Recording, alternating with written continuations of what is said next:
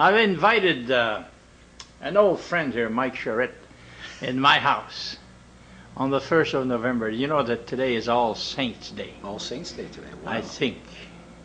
Halloween is All Saints Day or All Souls Day. I get mixed up. But so we're here with a saint, apparently. Oh, absolutely. Yeah. Mike Doc, is. You've seen me in action before. I'm a saint, obviously. Yeah. Mike is an old friend of my boys. You must be approaching 50 now, Mike? 49. 49. And 49. That's Dan's age, isn't it? That's Dan's age, yeah. You were in his class? Actually, class of 79. Dan was 1 year behind me. Oh, yeah? Yes, he was. Yeah. 1980. Yeah. So, Mike, you're a Fort Kenter. You've been away more than half your life now, right? You know what? That's pretty... Did you go to... That's spot on. That is spot on, Doc. Spot on, eh? Yes, it is. Because you figure 17 in San Diego. Yeah. 5 in the military, right after high school. Didn't you go to UMFK? No? I did. I did go to UMFK post, actually twice. Oh. Yeah. 5 years, post high school. Yeah. And then from 84 to 89, UMFK. And then left for 17. Then came back. Got for an 18-month teaching credential program UMFK. at UMFK. Yeah. And then now I've been in Jacksonville, Florida since 2007. Oh. Yeah. Well, listen, Mike, were you born in Fort Kent? Actually born in Boston. Boston. What's your Yes, history there? Your mother is from Fort Kent? Mom's from Fort Kent. And your father was what, in the military or something? Dad is from, let's see, Dad was from the Dorchester area. Born in Malden, Mass. Okay. And lived in the Dorchester area, which is a suburb of Boston. Okay. And yeah. Your mother was down there? Yes, Mom was down there. She was a beautician back in the 60s.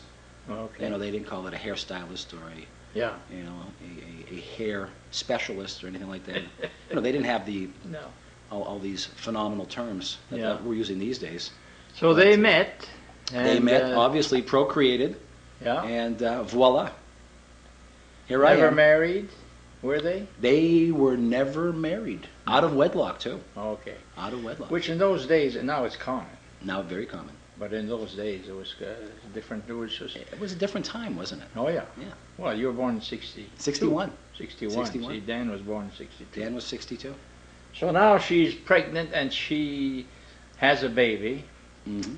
And she comes home or what? Actually, no, the baby's born in Boston. Okay, and live in Boston for a while, and then she becomes a missionary. Oh, spreading the good word of the Lord. Oh, so in order to facilitate, the classic nuclear family, I guess they decided that it was better for me to grow up here in northern Maine with Edgar and Elsie Charette, my maternal grandparents. Okay, now your mother is not a Charette then, or she is a Charette. She is. Mm-hmm. Yeah, Beatrice Charette. Later on, Beatrice Sidway. Okay. She remarried. She married Patrick Sidway. I think Patrick might have been one of the first heart transplant recipients here. Oh locally. yeah. You remember Pat? Yeah. Right in the 80s, as a matter of fact. Yeah. Yeah. He was a heart transplant recipient. That's quite a thing. I went over to Columbia University in New York, and pretty wild stuff. I mean, because his group of people that he had that went through, several of them had the transplants. So, but that group of people, I think he survived the longest out of that. And I was still, the early to mid 80s?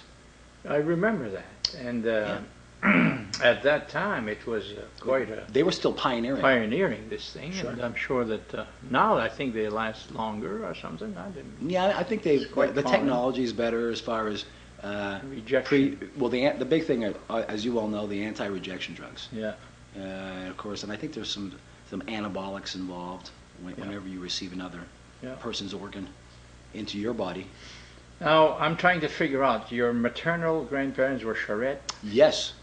Okay, that's right. That would be Edgar and Elsie. This is your mother's parents? Yes. Okay, there you go. So I end up over here.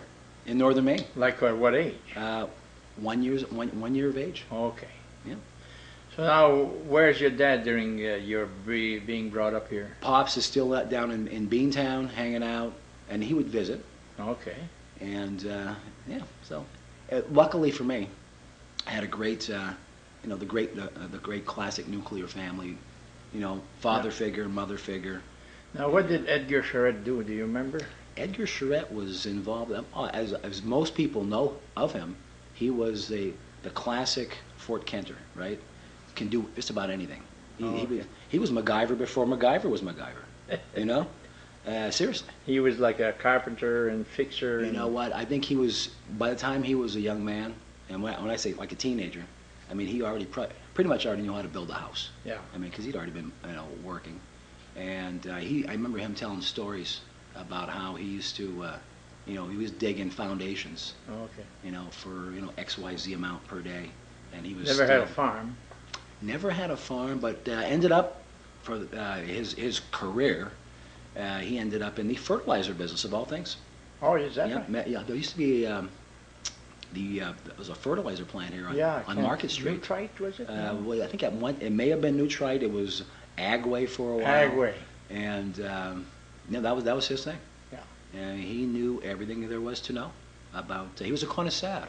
Okay. A fertilizer. Now, where was his house? On Highland? Highland Avenue. Okay. Yeah. And, now, how much older? He actually built that house, Oh, he did? He built that house. Yeah. When he first met my grandmother, apparently they were married. And back in those days, everybody worked in the woods. Yep.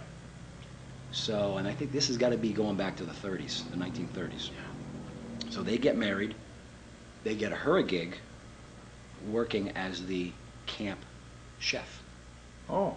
So she's going to feed the workers. Edgar's going to go ahead and cut pulp and do what he does best. Do his thing. So that way they were able to save some money, do the foundation. None of this, these intricate and exotic financing schemes, obviously.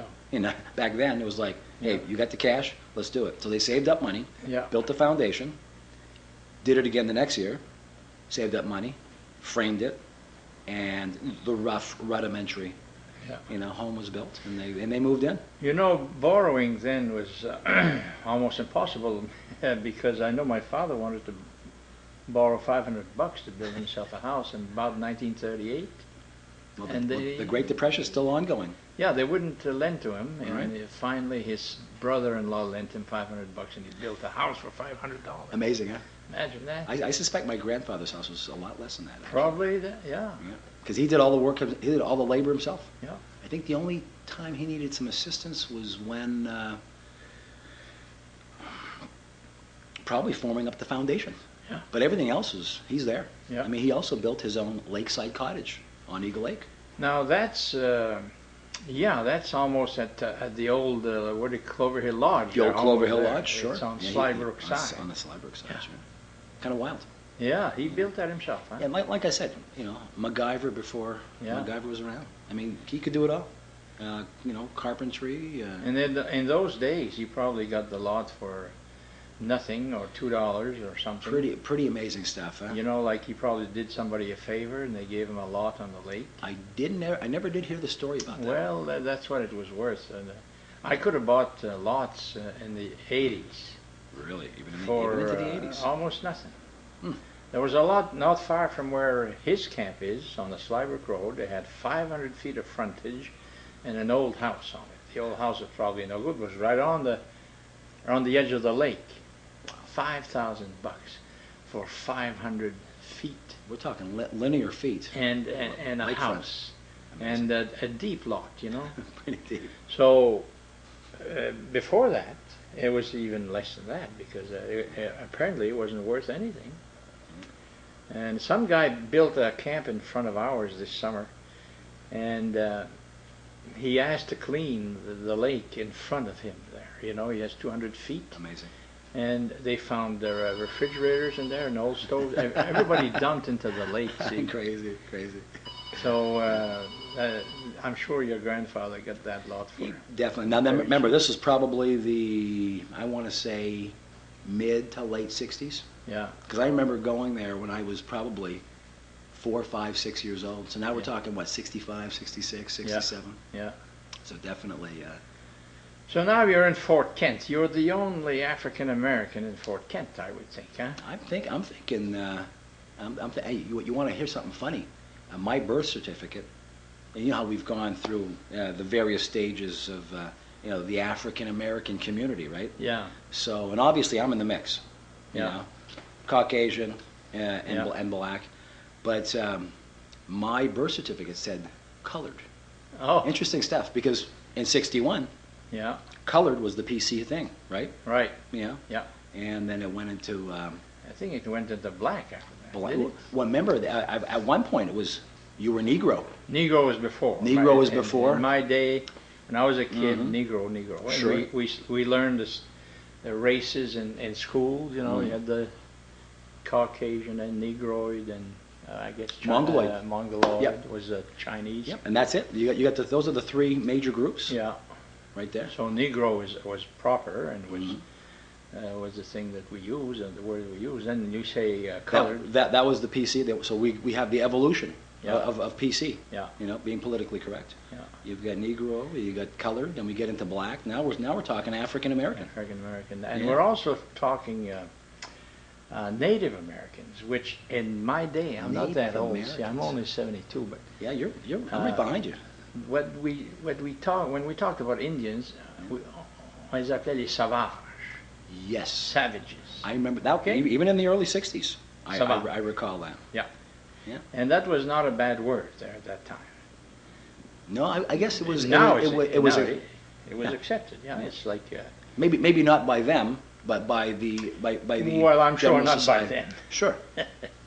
It's like in those days as well, a woman was known as a creature, belle créature. Sure. And yeah, now we've got remember we speak French here, on parle français. Oui. So now you start getting that direct translation. Yeah. From French to English. Doesn't sound good. Doesn't sound right. Creature. Oh, the creature from the Dark Lagoon or what? Now, when I told that to my daughter, which we know obviously is, we respect the ladies and obviously. Une belle créature, so that was une belle grosse créature, est encore plus beau dessus parce que she was not skinny. We can just call them ladies. Ladies. Yeah. But we run Séraphin video on our TV station from way back. Séraphin, that was a program we listened to. Well, night. Edgar Charette loved Séraphin. Yeah. Sure he did. And they used that. That was créature in those programs. That was a radio show, wasn't it? But then it became TV. TV. And we have many hours of that in our TV station, and we played only on Saturday night, and people look forward to it. But they use that créature in that program, see. So when were you aware that you were the only guy in town who was colored? You know what? Never did? The funny thing is, it never popped up. Is that right? Huh? Yeah, it's kind of wild. Because I remember... Because I was another Frenchie. Yeah. And that's what it was. I mean, we would play teams from out of town, and we're called frogs, right? Remember? Okay. The French frogs. Yeah. And and it wasn't, it was like, hey, you spoke French, you spoke English, and I was another Frenchie. Yeah. So it really never came up. Never been a problem. Never really came up. Yeah, I was just Mike. How about yourself? Did you ever hear anything through the grapevine that you can clue me into 49 years later? No. I'm not fooling. I never did. It's just that you were a good friend and you were a good athlete. And we played sports with my boys. We did. With me, taking you into the gym on Sunday afternoon, and the grammar school gym, and I've got film of that. I know you do. Kevin and Danny and Carl. And I don't know if you played baseball with us. Did you? Yes, absolutely. We pile into the gold Lincoln Continental. Yeah. Let's get 15 kids in there, and take a drive down and whichever field, the high school field, elementary school, remember the old St. Louis field where the credit union is right now, Acadia Credit Union. Yeah, that was when you were just little kids. We were little kids. Like maybe 10 years old. Yeah, and you would hit fungos to us. You know, throw the ball up. Well, I would be the all-time pitcher. All-time pitcher too. And if you'd have 10 kids, we'd 5 and 5 would play against each other. Yeah, I was needed. Well, those were great days, and I Those were enjoyed awesome them days. very much. And you were a big part of it. Now, your crew there that you hung around with, let's say in grammar school especially, there was Reno Ryu, was he? Reno, of course. Did he live on Highland too? Reno's on Highland. We had that. Remember the Highland crew? Yeah. We had the Station Hill crew. Yeah. I think the Highland crew was like Dana Morneau, Reno Ryu, Phil Bouchard. You had the Andersons, the Plords, the Lizots, Yeah. the Desjardins, Steve Desjardins. Yeah. We had no problems finding kids. people. Yeah, back then people made a lot more babies, obviously. Oh yeah. But yeah, no problems getting a pickup game, whether it was baseball, basketball, street hockey, street soccer, whatever, you know. Yeah. It was pretty wild. I guess it's nowadays might be a little bit different. Obviously, people are making less babies. Station Hill crew, you had Glenn Guyon, Yeah. and then your crew here, Kevin, Dan, Carl, And then and Burgoynes. You had the Burgoynes, you had the Pelletiers, you had Bobby Levesque. Yeah. The Parodies. Parodies, my Roger goodness. Parodies. God, so And Lagasse's over here too. the Yeah. phenomenal athletes with I the think Lagasses. the Lagasses had 9 kids Oh, my. across the street here. Yeah, definitely. I think was there anybody else right down over there? Right next to the Lagasses. There We're was forgetting somebody. there was Roger Roy, so Mike and Andrew. Yes. Who were also very good athletes. Yeah. Andy. We all played summer baseball together. Yeah. Yeah, I remember that. Very, very well. So now you're living on Highland Avenue. Did you go to Market Street School? We went to Market Street School. They had like the cutoff where one half of Highland Avenue went to the old convent down here. Yeah. And then the other half would go to Market Street School. St. Louis Convent. So that's what it was. Yeah.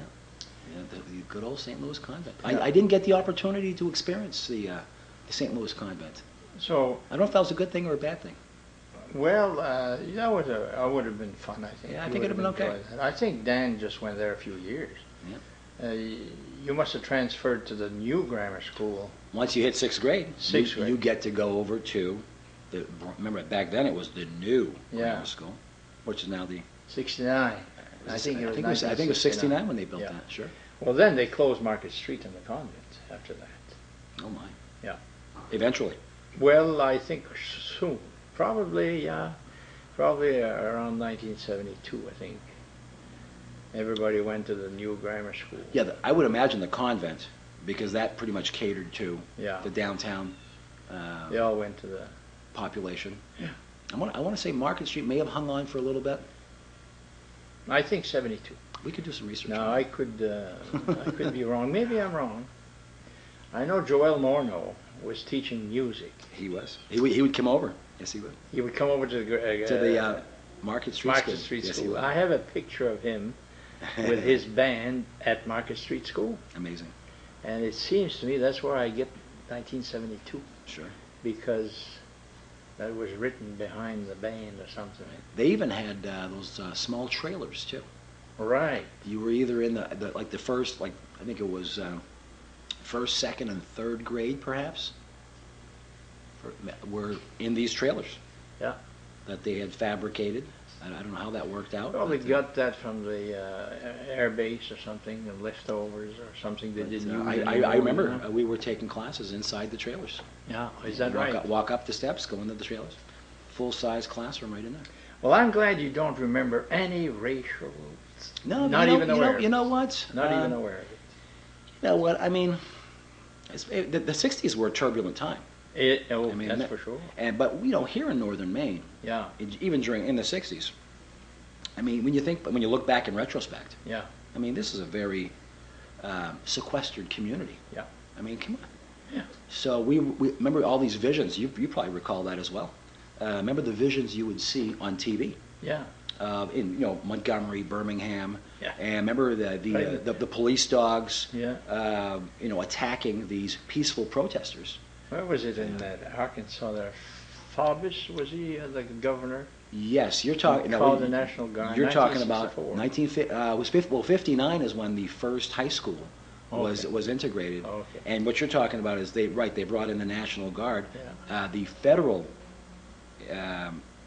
the federal people took over, called in the National Guard to escort these the black children into the high school. You were far away from that. Oh, we didn't. I mean, let's face it. Yeah. I mean, this is a completely. And again, the big thing here is our culture, right? The Acadian culture. Yeah. So you're either Acadian or you're from out of town, and even in the '60s, it was, oh wow, the outsider then would have been those people who were not from the valley. Yeah. So if you, I mean, pretty much, I mean, I was here as a young baby. Yeah. So pretty much, I was raised here. So I'm considered part of the local flora and fauna. Edgar, and what was her name? Elsie. Elsie. Do you know her last Now, name? Elsie would have been Elsie Voisin. Okay, Elsie was in. Edgar, Charette were your grandparents, and they mostly spoke French, I would think. Oh yes, very. So you learned French. So I learned a little French. And now the funny thing about the French thing is, as a youngster, you fight it. And you may recall this too, Doc Chassis. Remember, there was a time when speaking French in school wasn't kosher. Right. And a lot of the parents were like, okay, well, we're not going to speak French. Yeah. We want it because you might even get in trouble in school if you spoke French and not English. So I think that was the law, which was started, I don't know, it lasted 50 years. oh my goodness. 1920 about, they passed that law, and the Ku Klux Klan was involved. Amazing. That you were punished for speaking French. A lot of people changed their names. I remember the guy who does TV sports there, Prescott. Randy Kluge? Is he still here? Yeah. He's still running around? Yeah. Okay, great. But his real name is Cloutier. Cloutier. See? So the Cloutiers went to Kluge, and the Boisvert went to Greenwood. The Boisvert. Wow. Greenwood, and you know. Believe it or not, I've got an uncle, Dan Boisvert. There you go. I do have an uncle, Dan Boisvert. So yeah, it's true. I never felt it because I went to the convent in Saint Agathe, and they were real French over there. The nuns were from France and Quebec, and I never was aware that I couldn't speak French anywhere. That's all I knew until I was 12, I think. Interesting stuff. But you felt it a little bit, huh? It was not right to speak French in school. Well, you know what? Not me personally, but you hear stories. Yeah. You know, and I think it might have been the generation before. Yeah. You know, Dan, Carl, and Kevin, and my generation. But you know, you talk to folks and you go, oh, yeah, well, in our day. Yeah. But by 1970, that law had been repealed. Yeah. But it was very effective. We've lost it. You know what I mean? Mm-hmm. We've lost it. I go to Saint Agathe, which was completely French in my day. Right. And I very seldom hear the kids speak French. Well, now the beautiful thing, in the 80s, we had that great cultural resurgence. Yeah. Of trying to, save the Acadian heritage, which is very important. Yeah, it's going good now, but you know, we have to make a special effort because it's we have to be proud again. There's no doubt about it. To be able to speak. And even when you go down, you know, they've got a wonderful Acadian museum in Louisiana. Oh yeah. And if you ever, I don't know if you've had the chance to go down there, but I had the opportunity to attend an Acadian festival. Oh, is that right? Down in Louisiana, sure. Yeah, very, very interesting. Unfortunately, didn't get the opportunity to go to the actual Acadian Museum down there, but got to experience a whole weekend of, music. Oh, that's great. And the French is very similar to our French. Yeah, I would speak to them, they would speak to me. And my French isn't the best French, but we weren't going to starve. I mean, I can understand them, they can understand me. Yeah. So you're French, that you probably spoke French before you spoke English when you were... Believe it or not, I was speaking English. And my grandparents made it a point to speak. I mean, they wanted, again, for them, they're switching gears. Yeah. They're going, we're going to learn. They actually learned to speak English. Now, your mother all this time there, she's here. She's in Boston. She's still, she's doing, remember, she's a beautician. Yeah. So And you're here. and then she becomes a missionary. And you're So here. and I'm here, but she's traveling around the country. A missionary? What kind of missionary? You know what? I believe it was apostolic. Okay. And so she's traveling around the country, and Do you know how she got involved in that? She got the conversion or something? She may. I don't know how. Because she was essentially raised Catholic. She was raised here. Yeah. So all Catholic, and how she came to be into the apostolic movement, I'm not too sure about that. Yeah. Yeah. Well, they probably have a moment there where they see something, or they see the light, and it changes them completely. Yeah, she obviously had a very positive experience. There's no doubt about that.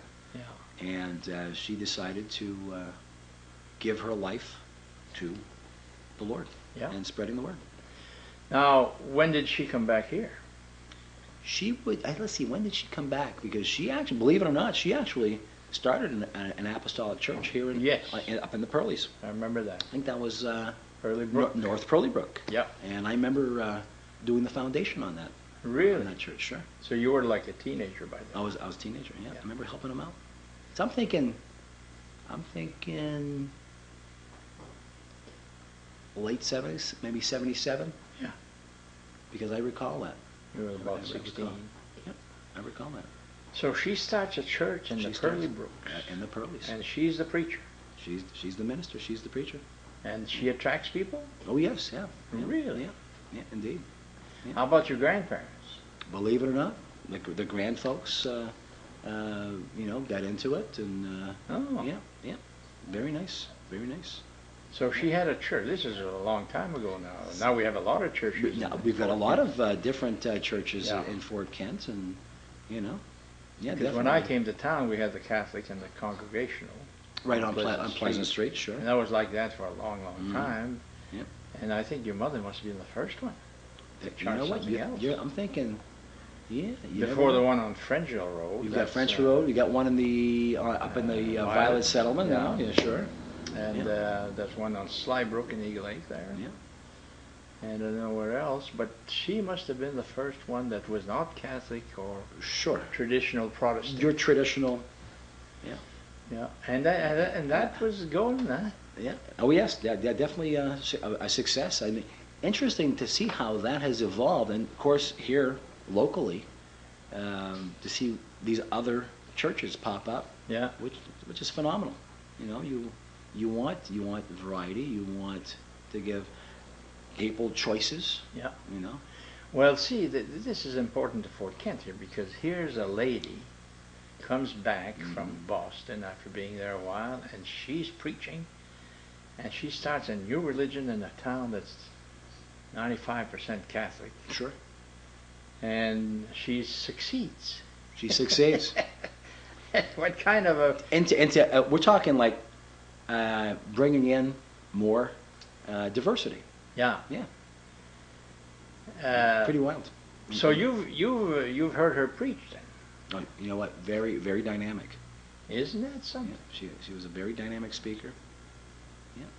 Now, is that still existed in that church? I didn't even take a drive up there. I should have taken a drive up there. Because she... maybe you might be able to clue me in on that. No, I don't. I really don't. I know it was right by the snowmobile trail. We used to go right by it. And I'm just wondering if after she stopped preaching, did somebody else take over? Do you know? Yes, I do know there was another pastor that came in. Oh, okay. That I do know. There was a smooth segue. Okay. And because and I know they kept going, but again, I was out of state. Yeah. So. But see, this is important to Fort Kent here. Yes. We're talking about our history here. Yeah. And I'm sure people from around the surrounding areas don't realize that there was a church. Right.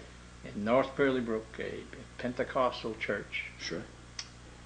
Way back in let's say the late 70s. Mid to late 70s. Yeah. Sure. Yeah, pretty well. Now, your father, he came to see you. Oh yeah, he popped in. Sure. Yeah. Yeah. Matter of fact, And I don't know if we discussed this or not, but both my folks, my biological folks, are both passed away. They are. They are. Yeah. So they were fairly young. Yeah. My pops made it to 84. Your father. Yeah, made it to 84. Oh, well, and my mom made. I think she was in her early 50s, perhaps. I don't get it, but yep. So unfortunately, they're no longer with us. When was that? Let's see. He passed in I want to say the early 2000s, and she was. Let's see. I was working in San Diego. I want to say, you know what? It was the spring of 1996. Your mother. Yes. And she was And fairly young.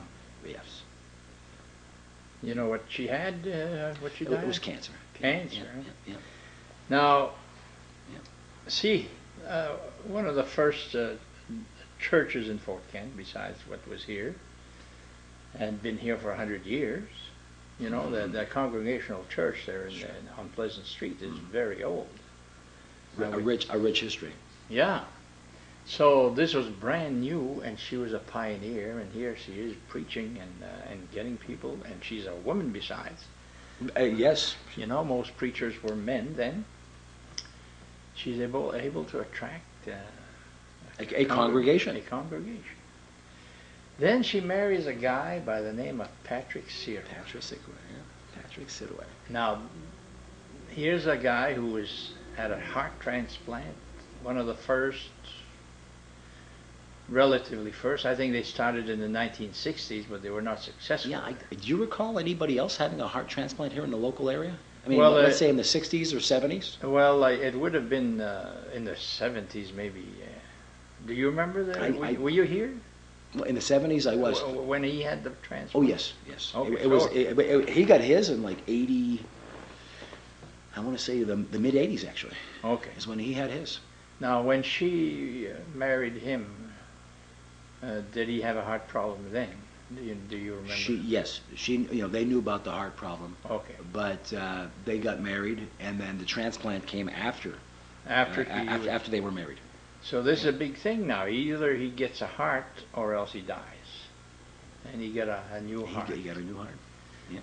And I forget the story behind the heart. Like, was it was it a 15-year-old female who had donated her organ, or was it an older person? Yeah. Or I forget the story behind that.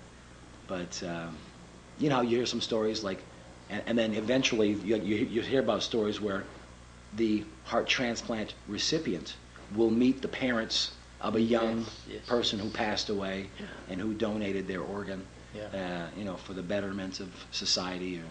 I always thought that was neat. Yeah. And I don't know what you thought about that, Doc. Well, I think it's a good idea if you can stand the fact that your daughter's gone, but you've got. But at least she did something, to help somebody else. Same thing with a kidney or whatever. Right. So, but you were kind of away there when this was going on. I was. Well, when he got the heart transplant, I was here. I was going to college. Oh. This was like the 84, when I was going to my first go-around at UMFK, the 84 through 89 time frame. Yeah. So... because if you went to the service after high school, right, then you had to come back. Remember, I graduated in 79. 79. Dan graduated in 80. Yeah. So, do the service thing, get out, go to UMFK. In 85 there. 84 through 89, and then... and that's when it happened. And during that time frame is when he had his... So you were here. I was here. With your mother, and you could tell... I remember even doing a benefit for Patrick. Oh. There was a band back then, and through the 80s, there was a band called Bruce and the Crew Cuts. Oh, yeah. You remember those guys? Yeah. Remember those guys? Bruce and the Crew Cuts, sure. Yeah, who was in there? It was a guy with long hair. Yeah, myself, Bruce Netto, Dave Hutchinson, and Bill Gehring. Bill Gehring. Affectionately known as Mr. Bill. Yeah, Mr. Bill. Yeah. I remember him really well. Yeah.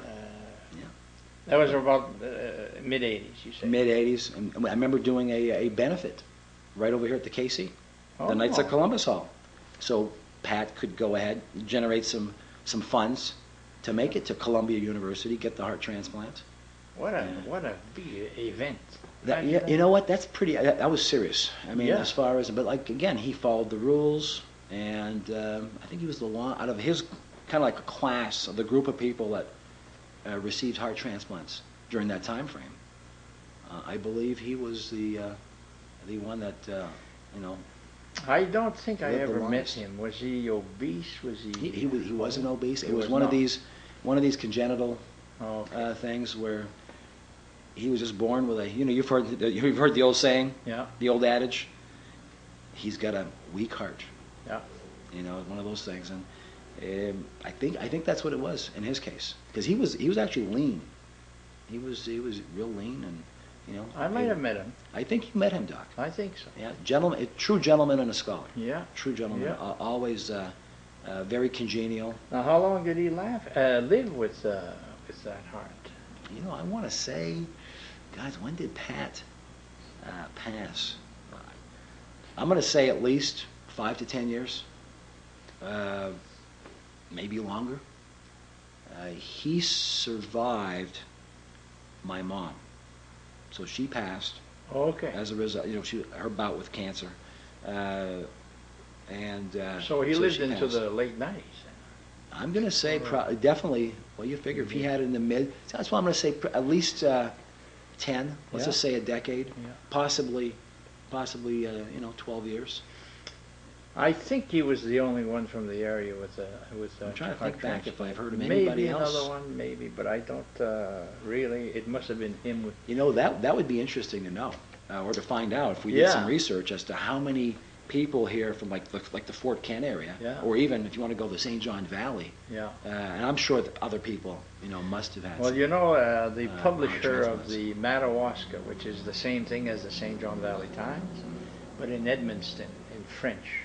His name is Pedneau. Was Pedneau. He had a heart transplant just about that time. Okay. And he lived. But he was in Edmundston. Yeah, he lived a dozen years, and they talked about that a lot. And they had groups of people that met, who had this done, and sometimes they were a big bunch, like a class reunion. I know that he would go down for regular checkups. Yeah. Back to Columbia. Which I believe Columbia is in New York City. New York City. So he, he'd go back to Columbia, and kind of like that. They'd get together and do their thing. Yeah.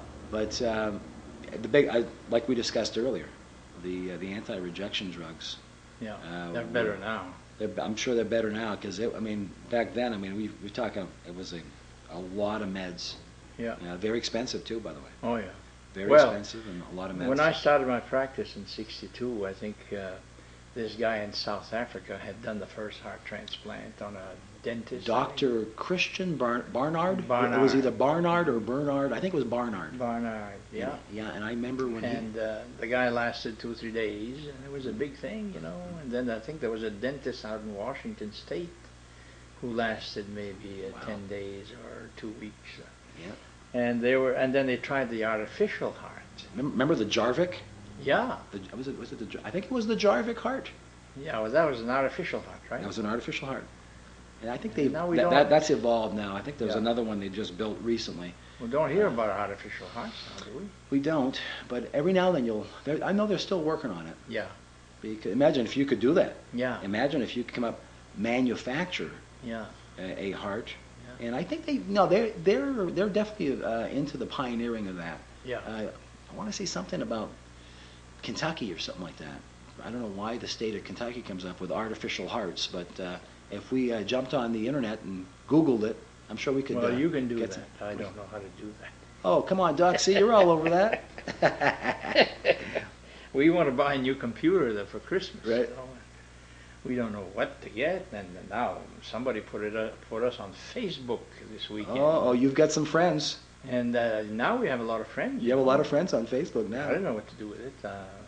You have to go there and who you can contact. You can probably contact your granddaughter, Erin.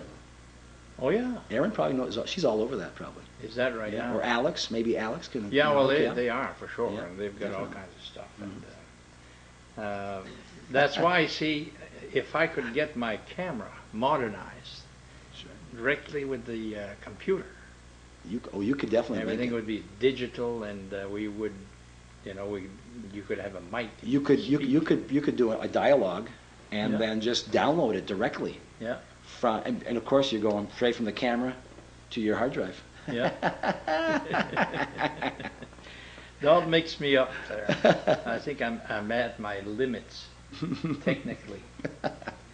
So now you're 17 when you graduated? Oh, 17? We'll take a break here. Lights. It's dark in It's here. getting, so we're going no. to take a little break in the action. Yeah. We took a little break here for a glass of water, but I want to talk to Mike about something else here before we forget.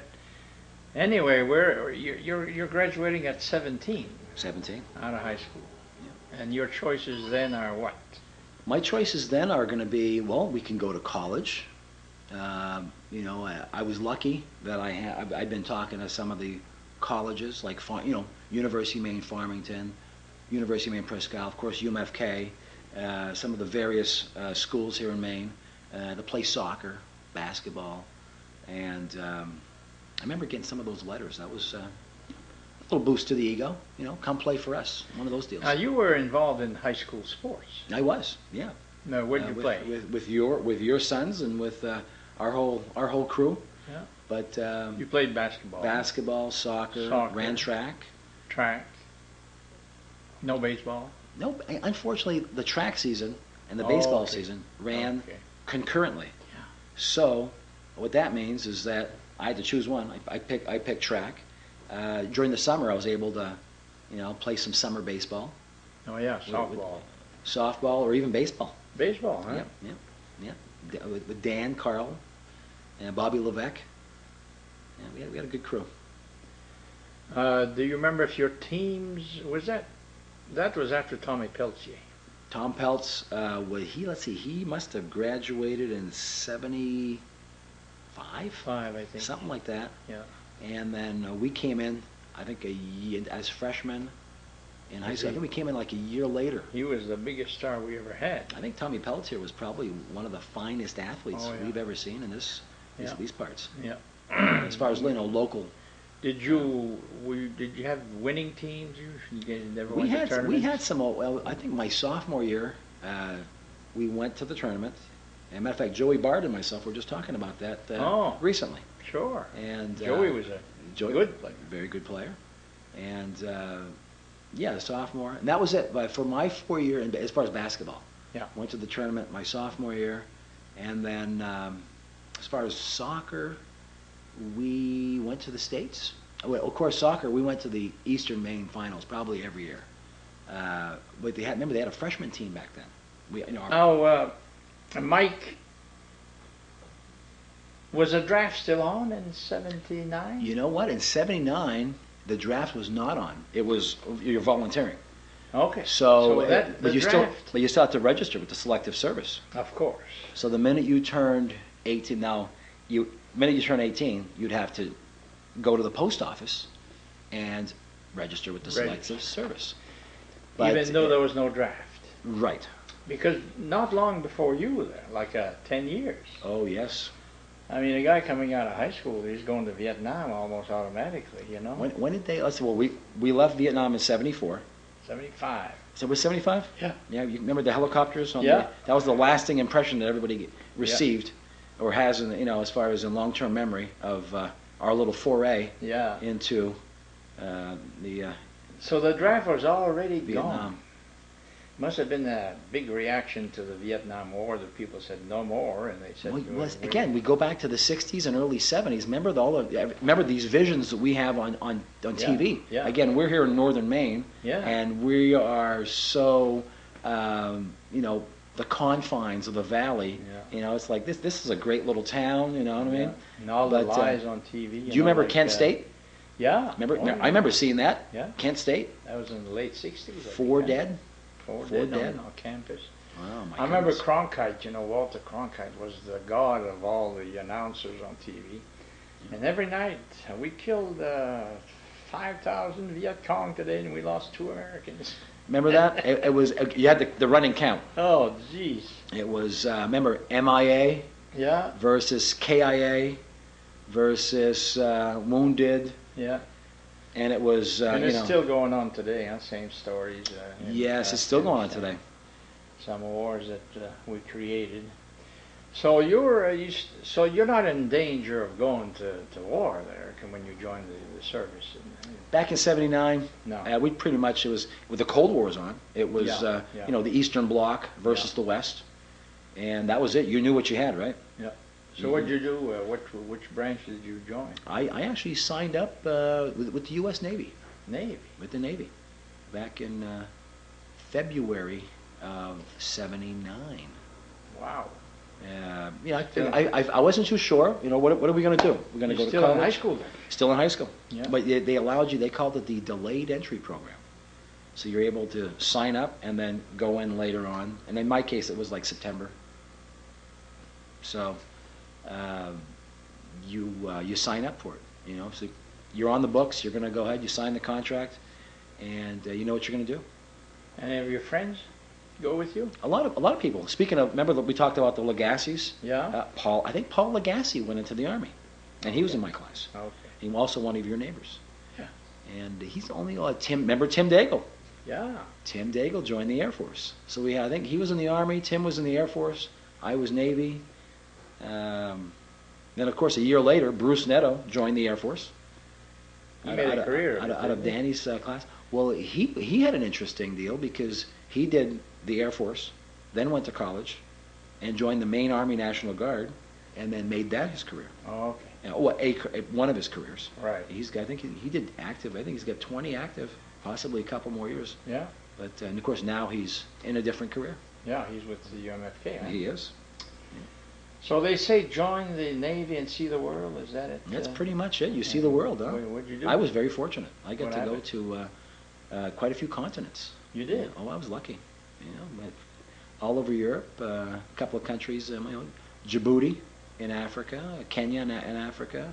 Wow. Some of the little islands in the middle of the Indian Ocean. The Philippines, Okinawa. Let's see, where else? Of course, you get to Hawaii, Alaska, and then you got all the countries in Europe: Greece, Spain, France. So you saw the world. So I was lucky. I was really lucky Wow. to get do some pretty good traveling. Saw it when you were young too. When you were young, and able to get around and really enjoy it. Yeah. And because you got to get it while you can. Do you remember if your French helped you during those years?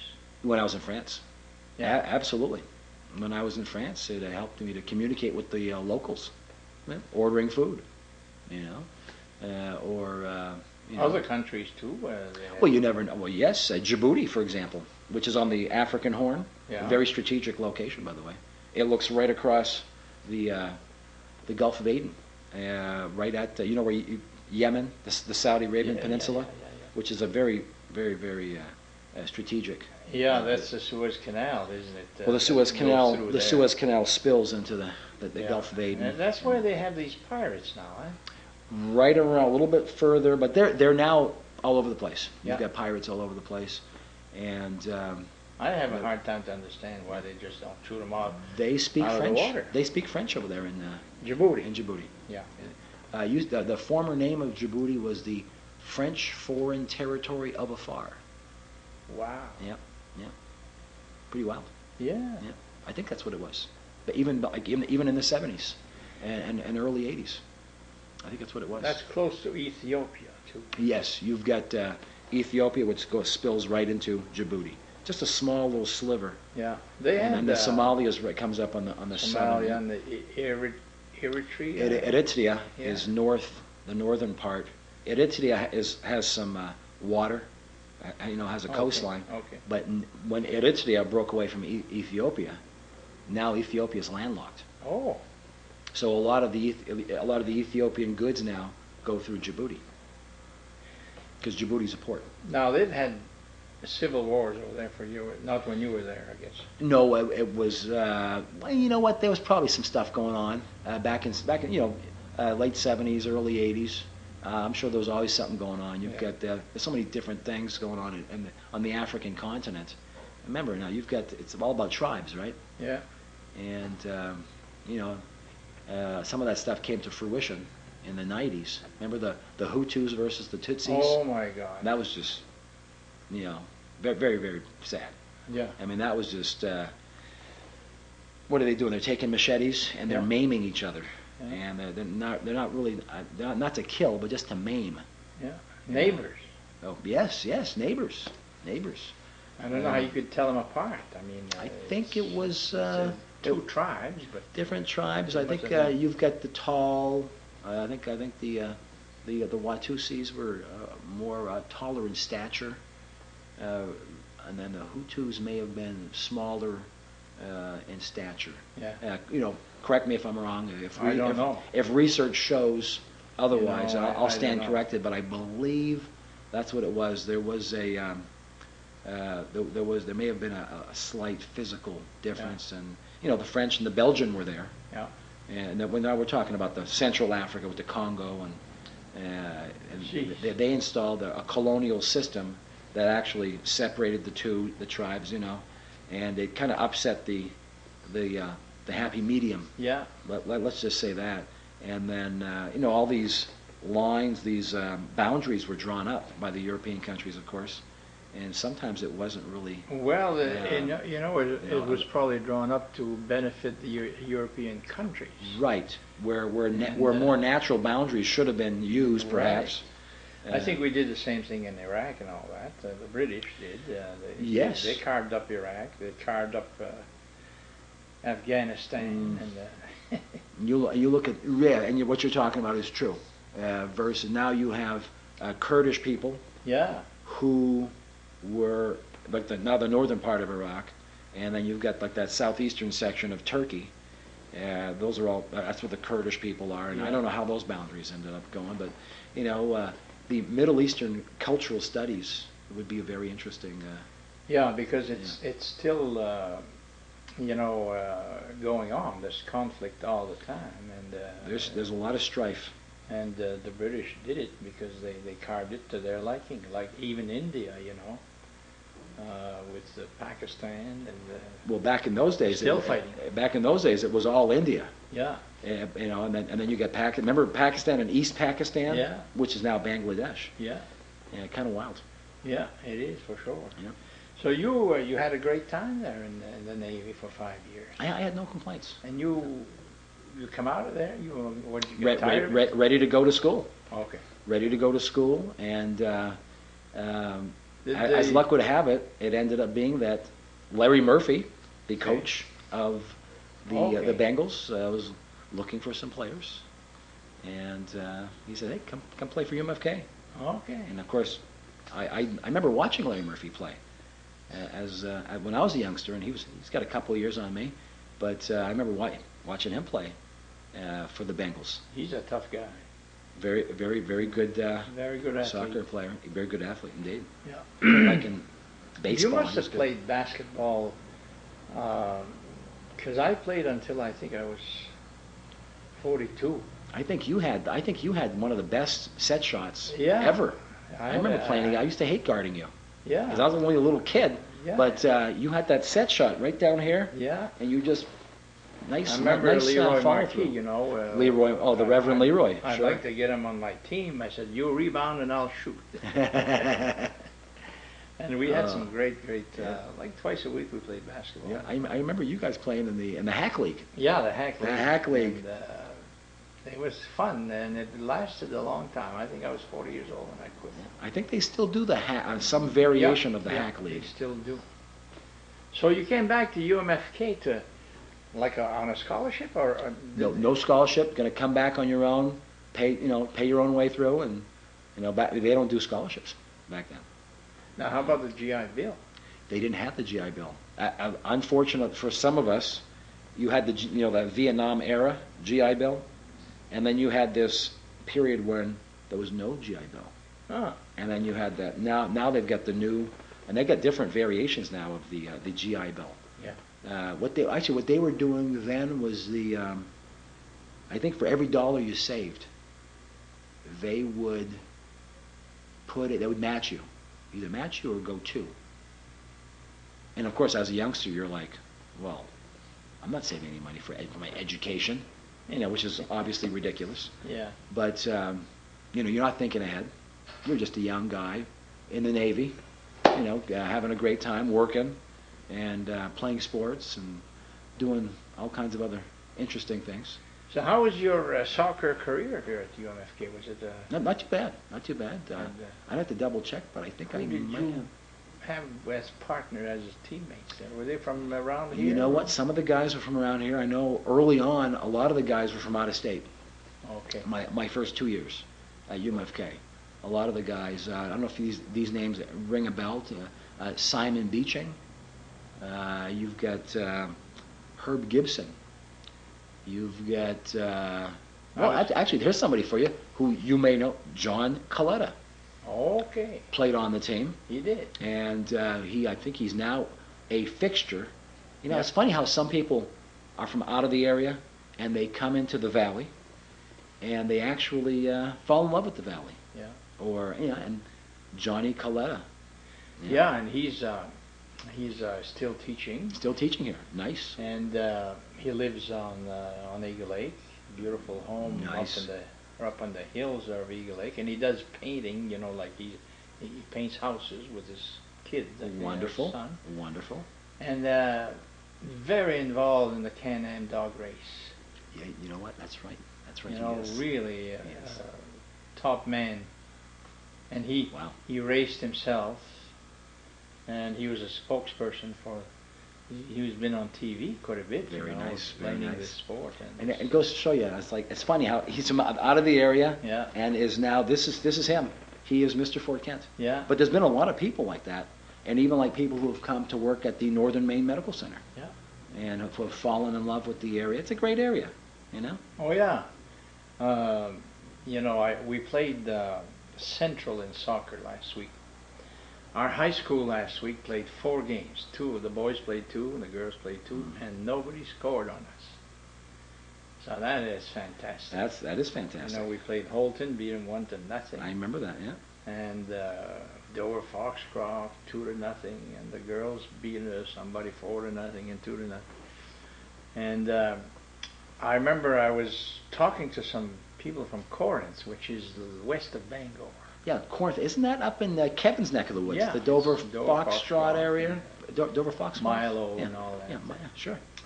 And he was trying to be funny, He said, if I get on that hill over there, am I going to see the North Pole? Oh, well, you remember the comments, right? Remember the comments going back into the 60s and 70s, dog sleds, those types of comments, horse and buggy. As far as mode of transportation. But if you live in East Corinth, I don't know if you're better off than Fort Kent. You're closer to Bangor. That's about all you can say. Sure. There's nothing much there either. Here we are very lucky, Fort Kent, with our university and our hospital. Mm-hmm. But plus the proximity to Canada. Yeah. Because think about it. Quebec City's 4 hours down the street. Yeah. Not even that. Not even that. Well, I don't drive as fast as you do, though. Well, you're going to get older and be impatient. That's it right there. And the peace that we have here, that's one thing. It the is. Valley, you can go. It slows right down. The minute you that sign that says "Welcome to Fort Kent." Yeah. The minute you cross that sign, it's like. Yeah. Where else can you go golfing whenever you feel like it? True. Just go, and to get there, and otherwise you have to make appointments and tea times. And yeah. Kevin how was in about New skiing? York. Same thing. Same thing with skiing. Kevin was in New York 2 or 3 weeks ago, and he couldn't believe the traffic and the people. Oh, yeah. Just like ants, all over the place, and the prices. You make more money, but you spend more money. Oh yeah. It's amazing. Yeah, if you ever want to take a look at that, just go to NewYorkTimes.com, like NYTimes.com, and just go through like their real estate section, and you'll be amazed at some of the pricing for studios, 1-bedrooms, apartments. We're talking 2 Gs, 3 Oh. Gs Oh. a month. Oh, Yeah. right. Amazing stuff. So you learned to be what here at the university in Fort Okay. Kent? So we graduate in '89, and business management degree.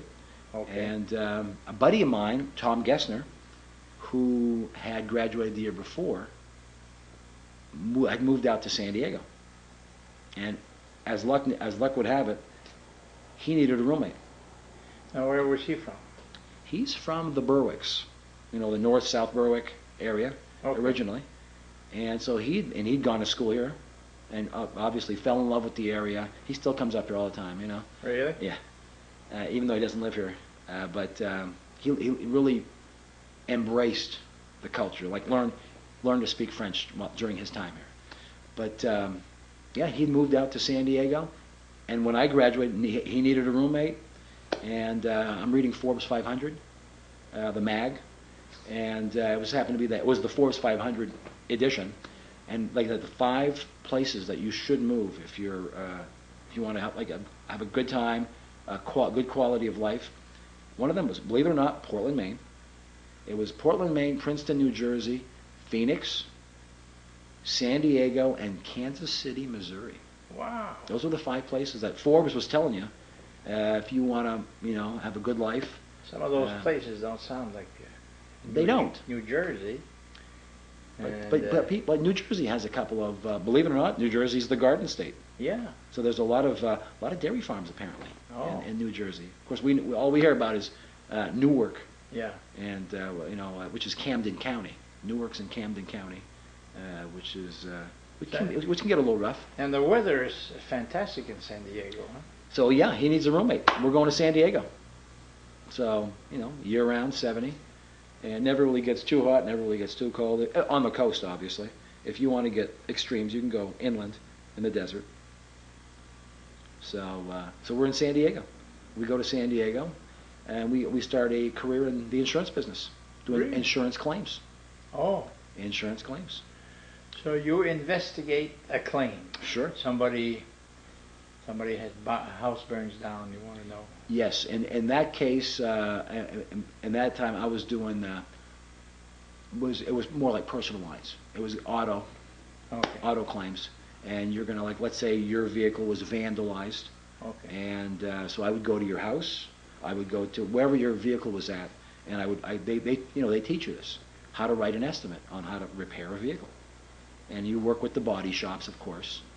They can always find extra items, should they.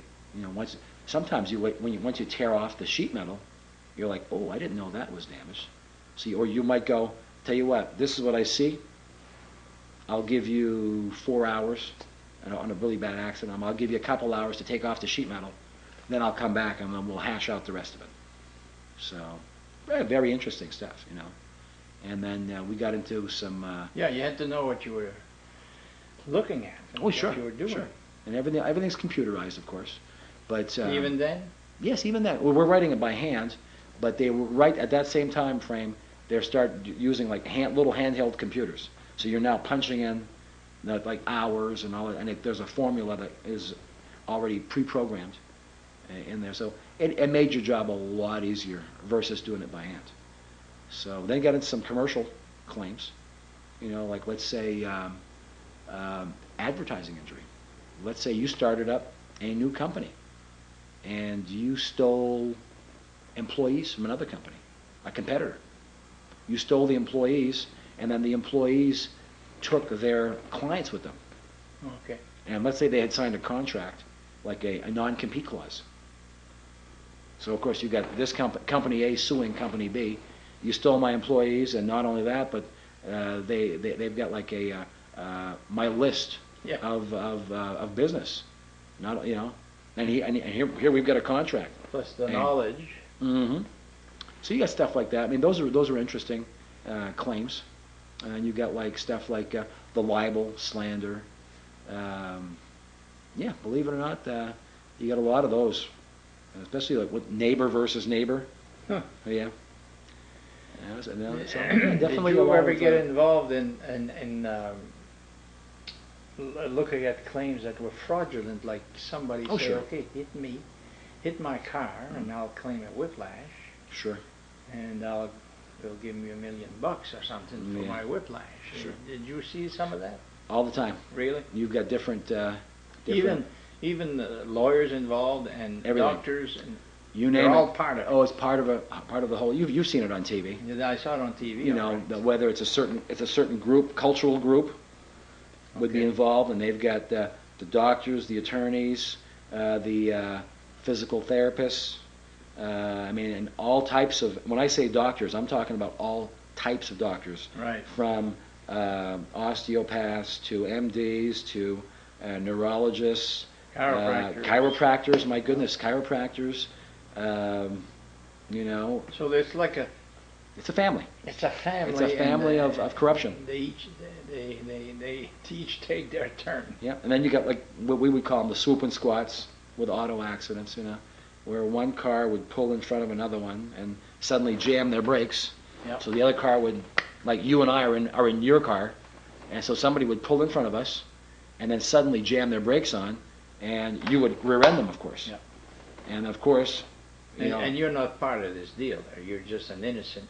Oh yeah, right. You and I would be innocent bystanders. They used you. Right, they used you, and then hoping to get some insurance money. Yeah. And Now until the guy who's in front, the guy who hits you from the back, is always culpable, right? Well, again, Is it that always- was the perception, is that anytime you rear end somebody, but then of It's course your you fault. start getting these same statements over and over again. Yeah. You know, saying, well, wait a second, some car just suddenly went in front of me and they just slammed their brakes on for no reason. Yeah. So you get so many of those, you start looking deeper into it, Right. and then they start, you know, it's like an onion, right? Yeah. The more layers you peel off, The more it stinks. the more it stinks, but also the more information you get, and then they started busting all these different Yeah, rings. we don't hear out of about line. that too much anymore. No, I think, and people are more in tune. I think there was a time when people weren't in tune. They weren't, you know, as to what was going on. They weren't savvy. But I think most people are savvy now enough where, with the insurance deal. I mean, you talk to anybody, they go, yeah, I've got auto insurance. They know the difference between comp, collision, Yeah. and then even if you talked about libel and slander, or like let's say you had a dog, your dog bit the neighbor's kid. You know, most people know, well, you know what? I should probably report this to my homeowner's policy. You know, my homeowner's carrier, Yeah. something like that. So, yeah, it was pretty interesting. That must have been interesting, Yeah. all right, because you were right in the middle of Well, high population. Sure, yeah. And everything starts in California, whatever trends. Yes, usually, yeah, even the law, right? Yeah. Trends in the law. Yeah. It usually start on the coasts, and then they work their way inland. Yeah. So pretty interesting. But it was a fun time. Were you a partner with your roommate there, or was that a... Believe it or not, he and I worked for the same company. Oh. And even when we left that first company, we ended up going to a different company and stayed there for a long time. As a matter of fact, he still works for them. Oh. They've been bought out by Liberty Mutual, and he's still working for them. Pretty amazing. So you had a good career Yeah, pretty much. Yeah, 17 years, 14 years, 17 years, something like that. And then came back here, picked up a second bachelor's in education. there. Really? Yeah, and we know which I would actually highly recommend. And I was telling somebody that the other day. Even if you didn't go out and teach, what a great, and of course UMFK's got a wonderful program. It's like an 18-month program. You come in, you focus on your education, your core education requirements, and of course you got to pass an exam, a national exam, to get your certification. But it gives you a newfound, I guess, affinity for education and educators. My goodness, I've got so much more respect for educators now. Really? I think everybody should go through that program. I think it should be standard. And not only that, but you yourself would become more in tune with, okay, and you realize that we're lifelong learners. Yeah. But a good program, great program. And then after that, moved to Florida I did a short stint in New Orleans, working with some inner city kids there. And I was living on the Tulane campus. We were talking earlier about your grandson, who is now attending Tulane. Sam, who's Chassis, Carl and Sharon's son. Carl and Sharon's son. That's is pretty in amazing. Tulane, and he loves it too. I'm sure he does. Tulane's in New Orleans, and of course a rich history there. Oh yeah. Yeah, very rich history. And so Tulane is. The other day I saw them playing football on the TV. Green Wave. They're not the Green big Wave. like Alabama and Notre Dame as far as football. They're Division I, believe it or not. They're Division I. But the tradition, obviously, they're in a different league. Yeah. Versus they're not in the Southeast Conference. Yeah. But they've had some good teams in the past. So he enjoys watching, big time football, and I imagine all the sports. And right. Being in New Orleans, he's going to be exposed to so much stimuli. And being from Fort Kent, he can correlate, the Acadian culture. And I'd like to talk to him actually, because there's so much. He needs to go to that Acadian museum that we were talking about earlier. Yeah. We get him out there, and they get these Acadian festivals, and really rich heritage. He didn't know any French. Oh my! And which is sad for our area here. How come we don't? With Canada right across the river, we could practice it and we could learn it, and the kids could learn it. Sure. So maybe he'll learn it there. You never know. He must know a little bit. I'm sure he's been exposed to French. If you were talking to him in French, yeah, Pepe, yeah, I'm sure he understands a lot more. Yeah. Than he alleviates to probably, but I think one of his subjects is Spanish there. Well, Spanish, as we well know, Spanish is the language that's in vogue right now. Yeah. I mean, especially here in the U.S., we've got so many different, languages that have come to fruition here. Yeah. But right now, the hot language here in the U.S. is going to be Spanish. Yeah, because of the overwhelming population of sure. Spanish descent, which is very important. And if you speak Spanish, it makes you that much more competitive in the job field, in the workforce, even if you know a little bit, or at least enough to get by, or thrases. Well, he really enjoys it over there in Tulane, and I think he's going for business courses or something like that. Well, I hope he enjoys it and has a good time. And, it's like kids go to college and they say, they're not sure if they're going to like it, but he was anxious to go. Well, good. And he had several choices, and he chose Tulane. Well, he's in a good spot. That university is. You stayed on that campus. I stayed on that campus. And then we would work, and it was a good time. Yeah. That was 2000. I was early 2007, and then after that, I moved to Jacksonville, Florida. An old Navy buddy of mine said, "Hey, come on out to Jacksonville." I said, "You know what? I'm going out to Jacksonville. Why not?" Jumped on the 10, headed east, and the 10 ends. Depends where you start, right? If you start in Santa Monica, jump on the 10, you'll end up in Jacksonville, and vice versa, of course. It's like 95? It's like the 95, but it's the 10. I don't know if you noticed this or not, but it goes cross country. It goes cross country, but most east-west freeways will be even numbered, right? And most north-south freeways will be odd numbered. Oh, I never noticed that. Yeah, I figured that out one of these days. I know you go to Florida, you go down 95. You go in West Florida, down the state. That's 75. There you go, down through Tampa. Yeah. And and I think for crossing from let's say St. Pete's to Orlando, it's 4. There's the 4. There you go. There's an even number. There's right there. An even number. If you jump on it in St. Pete, it'll take you all the way to Daytona. Yeah. And that's the 4 right there. And that's I never thought of that. Yeah. It makes sense. The 40 goes through Memphis. Yeah. One of our friends, one of Dan's classmates, Dana Morno is in Memphis. He's in Memphis. He's been there a long time. The 40 goes right through there. Yeah. He's been there a long time. Yes, it has. So, what did you do in Jacksonville? You've been there 3 years? I've been there since 2007. I'm in the hospitality industry. My full-time gig was supervisor at a Holiday Inn Express in Jacksonville Beach. Huh. And then also, I recently, after a 25-year break, I rejoined the Navy Reserves. in 2008. So now You were completely out of the. I was completely Navy. out of the Navy Reserves. So I had a quarter of a century, 25-year break in service. And Now, what made you do that? you know what? What is gonna be your largest? Well, of course, are you retired, Doc? Yeah. Or are you still No, freelance I've been a little bit? retired Or now for 12 years. 12 years. Actually, I would not have retired, but my boys came in. Of course, yeah. I gotta get out of their way. So, but it's been 12 years. I don't Okay. mind it because I'm busy with all kinds of stuff. But, Largest expenditure in retirement, health insurance premiums, oh probably. yeah, oh yeah. And that was really the motivating force for me, because one of my neighbors, I mean, he's paying him and his wife are paying $2,500 a month. Yeah. In insurance premiums. Yeah. And I think they had a couple of meds thrown in there too, but it's a chunk of change. That's $30,000 a That's year. a chunk of change. So Doesn't make sense. unless you're independently wealthy, Yeah. that'll.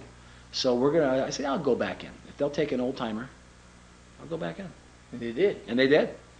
Now, what would be the reason for that? You're 49. I'm 49 now, but believe it or not, I've been a reservist in the Navy over in Jax I'm working on year 3 now. It's Yeah. gone by fast. And so reserve meant that you were just The classic deal, 1 weekend a month, 2 weeks a year. Okay. But like this, take 2010 for example.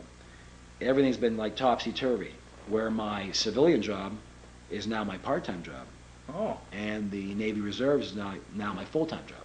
really? And then of course next year, our unit is going to go over to the Middle East.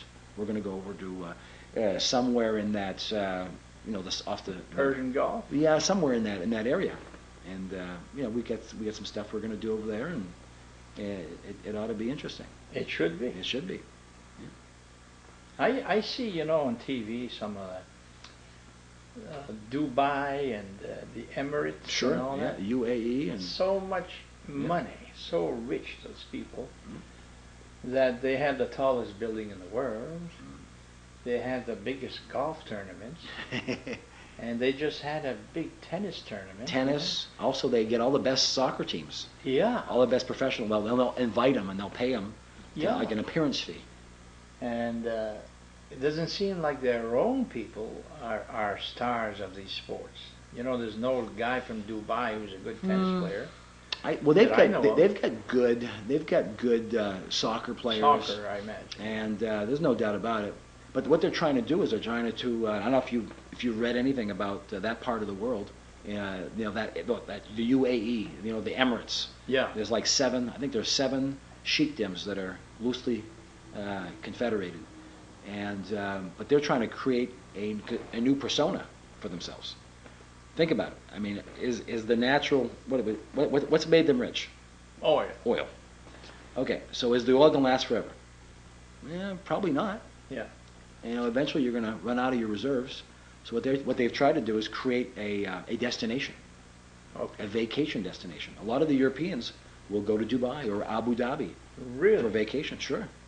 And of course they've got all these, like you said, the tallest building. Yeah. They've got like the most opulent hotel in the world, and I think the only most high finance hotels are what, like if we said we stayed in a 5-star hotel, that's pretty good. But I think the only 6-star hotel is in the UAE. So I mean they take it to another level. There's no doubt about that. Yeah. So that's pretty much what they've done, is trying to recreate themselves. And have you heard the latest? I've heard all kinds of different rumors. I don't know. I guess I may find out if I ever go there. Is the indoor surfing place, I heard or about the that. indoor skiing place. Yeah. I don't know. We're going to find out. Is it myth, or is it fact Well, or fiction? it looked like it was for real. Can you imagine running a place like that? How much that must cost? Then you've heard of the islands, like the man-made islands. Yeah. They've got an island that's the world, and then they've got another island that's the palms, like the islands of the shape of a palm tree. Pretty amazing stuff.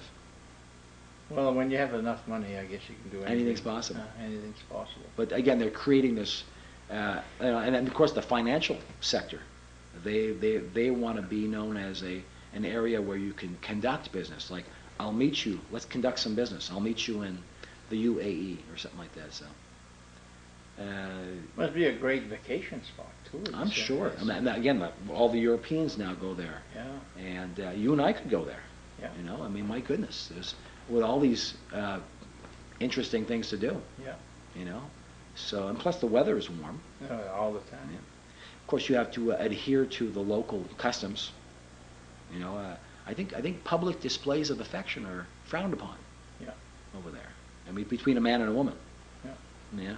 So you've got to be careful. They're a little bit more. I'm sure they sound like they're a little bit more liberal than maybe a more fundamentalist. Yeah. Like Saudi Arabia. Arab nation, but you still. I mean, it's still not completely, westernized. So I mean, you have to be very careful and not. Otherwise, you might get thrown in jail. Yeah. You could. Yeah. Theoretically. Well, that sounds like it's going to be interesting. I think it'll be good if we to go in that part of the world and embark on a new adventure. And now, it's a little bit. Maybe you and I can converse once again when I get back. I might have some. Oh, I'm sure. Some more to talk about. Sure. I've done that. I went and did one of my first interviews was somebody I knew all my life. He was a meat peddler from way back, and he would come in with his pickup. Literally a meat peddler. Yeah. When I was a kid, he'd come in with his pickup and sell meat to my mother. But he was in a boarding home, and he was 96, and we had a great interview. Wow. It's still played on TV here. Wow. And I said, I'll come back to see you when you're 100. And he did last to 100. But by then, I would have had to shout at him to be heard, and Sure. So I never went back. I had the story of his life. It was very interesting. When you have no money whatsoever, you're a teenager and you have not 5 cents. You still want to have some fun. But so his title was meat peddler. However, I'm sure he made a decent living because believe it or not, there are still somebody I knew in San Diego. You've seen these small frozen the refrigerator trucks. Okay. The smaller version of them, and they'll door to door. Hey, listen, and you're buying in bulk, obviously, but you're getting phenomenal deals. Yeah. It's $100, but you're getting a sweet deal on a lot of different he was cuts. very popular, and he was good. He was a butcher, So he cut his own meat. Yeah. And then would come around. Yeah. How did he keep? Now this was back in the day. How did he keep that? How did he keep it fresh? Without going bad and he spoiling? would buy from a farmer in the area. Okay. It was local meat. Okay, so he's doing local meat. Yeah. And of course he had a refrigerator, He slaughters it. We're talking in the 1940s, let's say. Okay, so let's see. So he's got a refrigerator. Yeah. But so then when he's driving around, I Yeah, guess you can go from the, as long as you're not going like on a hot summer day. Yeah. You're going from Van Buren out to the Allagash. Yeah, and take all day. And right. So if you did a quickie. And then he had sure. his customers, and so they almost knew when he was coming. It wouldn't take long. Sure. But it was an interesting thing. I'm sure he's got. But I'm sure he had some stories. I gotta watch his interview. Yeah. I'm sure he had some stories. Very good, Oh yeah, he described going down to Eastport to get fresh fish. Oh my goodness. Off the ship. Oh my. And he'd go over there with a friend, and they'd stop in Holton and have breakfast. And his friend would eat 5 hot dogs for breakfast, just like they did at Rocks here. 5 hot dogs for breakfast. Well, they did that here at Rocks, the lumberjacks. Sure. For years. Hey, why not? Yeah. Who says you have to eat certain things? Yeah. And they'd get to Eastport, and they knew, to get the fresh fish right off the boat. Come back with that. And, so I wonder if they he knew about quality. Did he have a refrigerated? I really don't know. Or did he must just pack that on ice or something like that? But it was an interesting interview. But the point is, I didn't go back. When he was 100, I never went back, and maybe I should have. Mrs. Imelda Toussaint, who had the Clover Hill Lodge. Oh yes. When I interviewed her sisters were there, so it was a different interview. And she said, "You should come back." so I can talk to you about the Clover Hill Lodge Right. and my immediate family. And I never went back. She passed away since. Ah, darn it. So when you come back, maybe we'll have some more to talk Maybe about. we'll chit chat. Have a Yeah. little chit chat, and maybe we can talk about a couple of things over in the Middle East. See, everybody that goes different ways, huh? You've got some from your classmates that are still here in Fort Kent. Yes. Some of them have gone and come back. And Yes. Well, for example, look at Tim Daigle. Tim Daigle went, career in the Air Force, came back, and I think he's living in Brunswick now. yeah, Yeah. But they don't go too far. The state of Maine. yeah. Good state. And then you see families that you see that in somebody's obituary. Nobody stayed around. Yeah, right. They're all over the place. Yeah, here's 6 kids living: San Diego, Sure. Arkansas, Texas. They've dispersed. Yeah, and then you see Sure. families where everybody lived, in Madawaska. Yeah, and they've stayed really there. close. Yeah. Some Some of them had to, before your time they all left for Connecticut, That'd be an interesting study, That would be interesting. on why certain families dispersed, Yeah, like buckshot out of a shotgun, where other families literally stayed yeah. real tight. And it doesn't mean that the families that dispersed are not tight-knit. Right. However, what was the driving force behind all this? I think that'd be a great... Well, it's a bit like you there. Adventure is one thing, huh? Yeah, so some people like to, they get that, you know what, you wonder, is it genetic? Yeah, Is it genetic? Is it, do you have that itch in your genes? yeah. Or is it something that might be socially, like because of your environment, Yeah. and you saw you may have seen your older brother go somewhere, so you may want to emulate him. Yeah, You know what I mean? yeah. And Well, you travel. take, the explorers. I mean, they were going into the unknown. And all these explorers. they never went far enough. They always wanted to see more. Some of them died on the way. But you see that, going at the far end of whatever. Taking it to the limit. And the others want to stay home and be Sure. safe. Yeah. The world is flat. I'm staying here. Yeah. I'm not going to the edge over there. We're going to fall off. But in my career, I interviewed my patients, of course. You had to know. Get a background. And some of them didn't go very far, especially in the old days, because they were so poor. Yeah. A lady from Pearly Brook said that she didn't come to town until she was 12 years old. Oh my.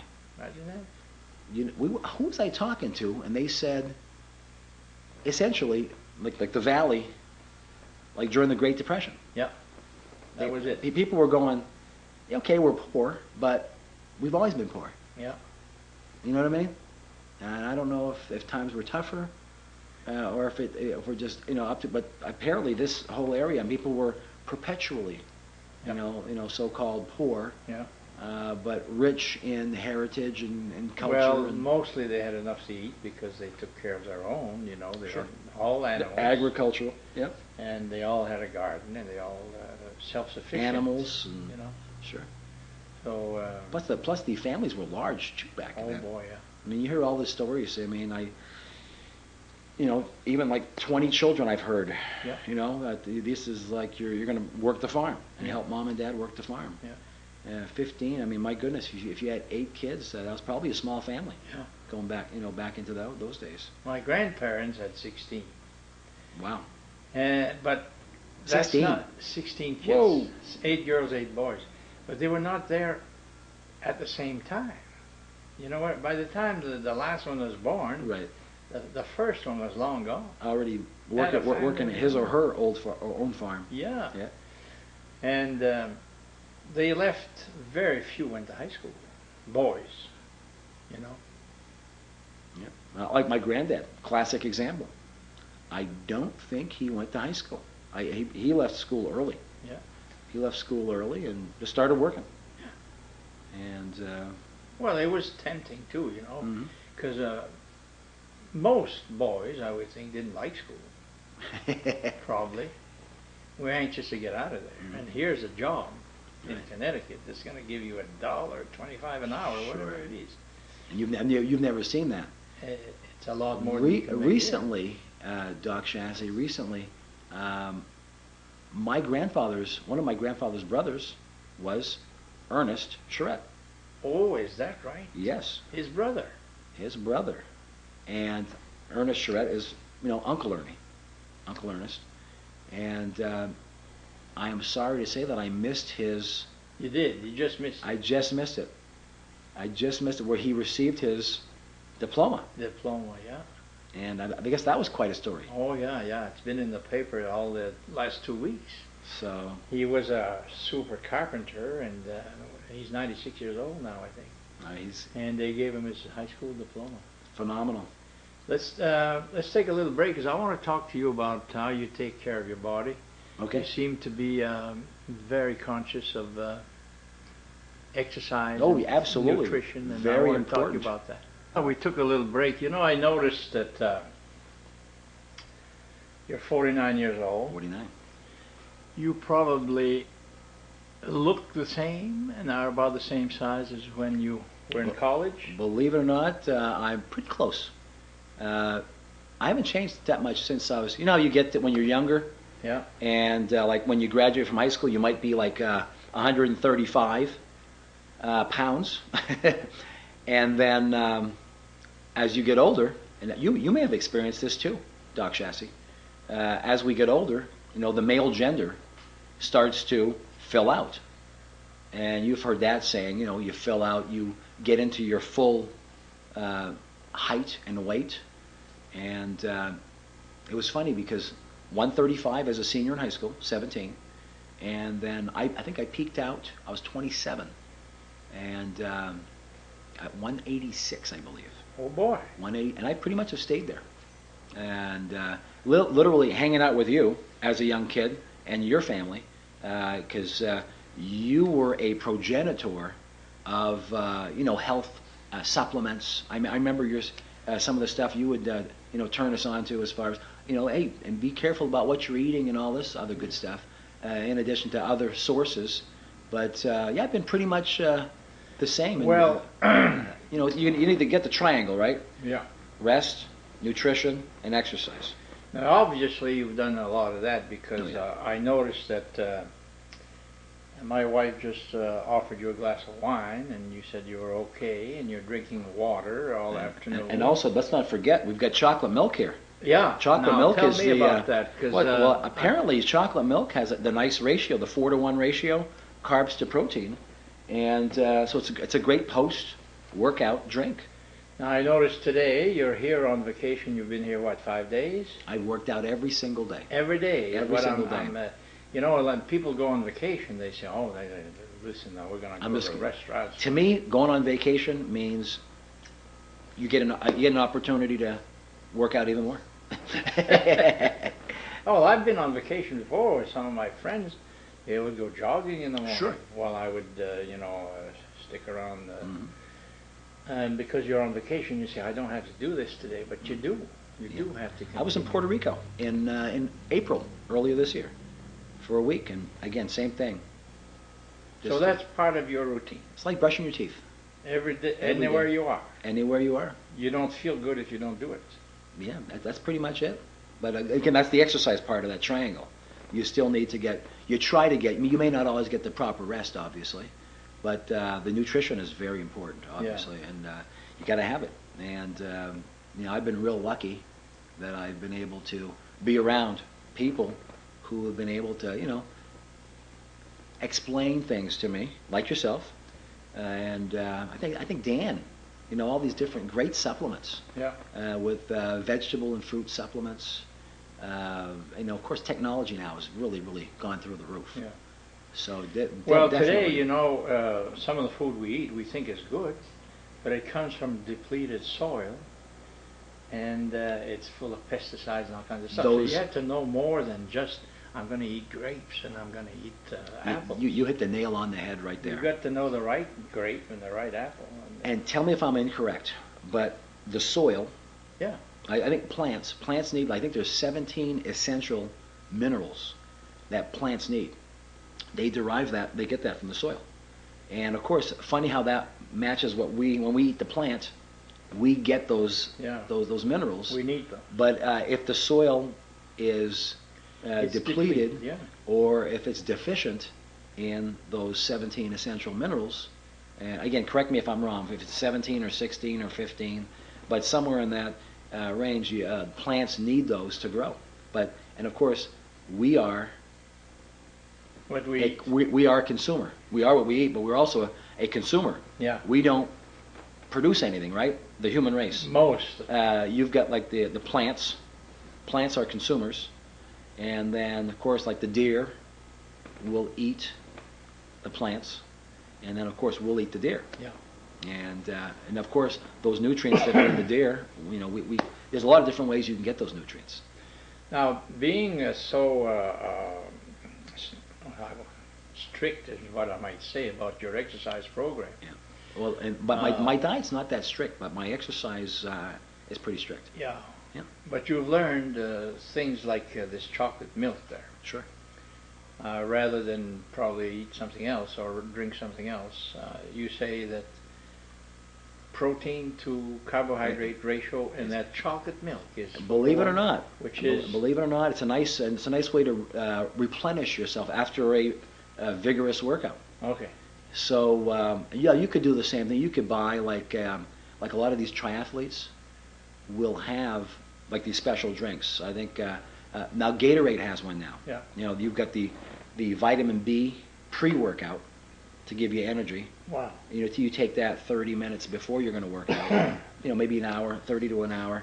Then you've got the regular Gatorade to help hydrate you during your workout, and then you've got the post-workout drink. So Gatorade's got all three, and then you've got all kinds of different companies. You could spend, literally. Who was the one guy? I think he was spending $100,000. He's a football player. He's a wide receiver. Phenomenal. I mean, this man was quite a specimen. He played for the San Diego Chargers. I can't recall his name, but he was like 6'4", 255. He was a wide receiver. He was a linebacker masquerading as a wide receiver, but chiseled out of stone. But I think he spent $100,000 a year, and the personal chefs, nutrition supplements, nutritionists, and exercise, science people It's around down it. to a science. Oh, they've got it down. Yeah. There's no doubt about it. And of course, very few people do that. Well, right, he was the extreme, obviously. Yeah. But even here, see in town, you see people walking the mills.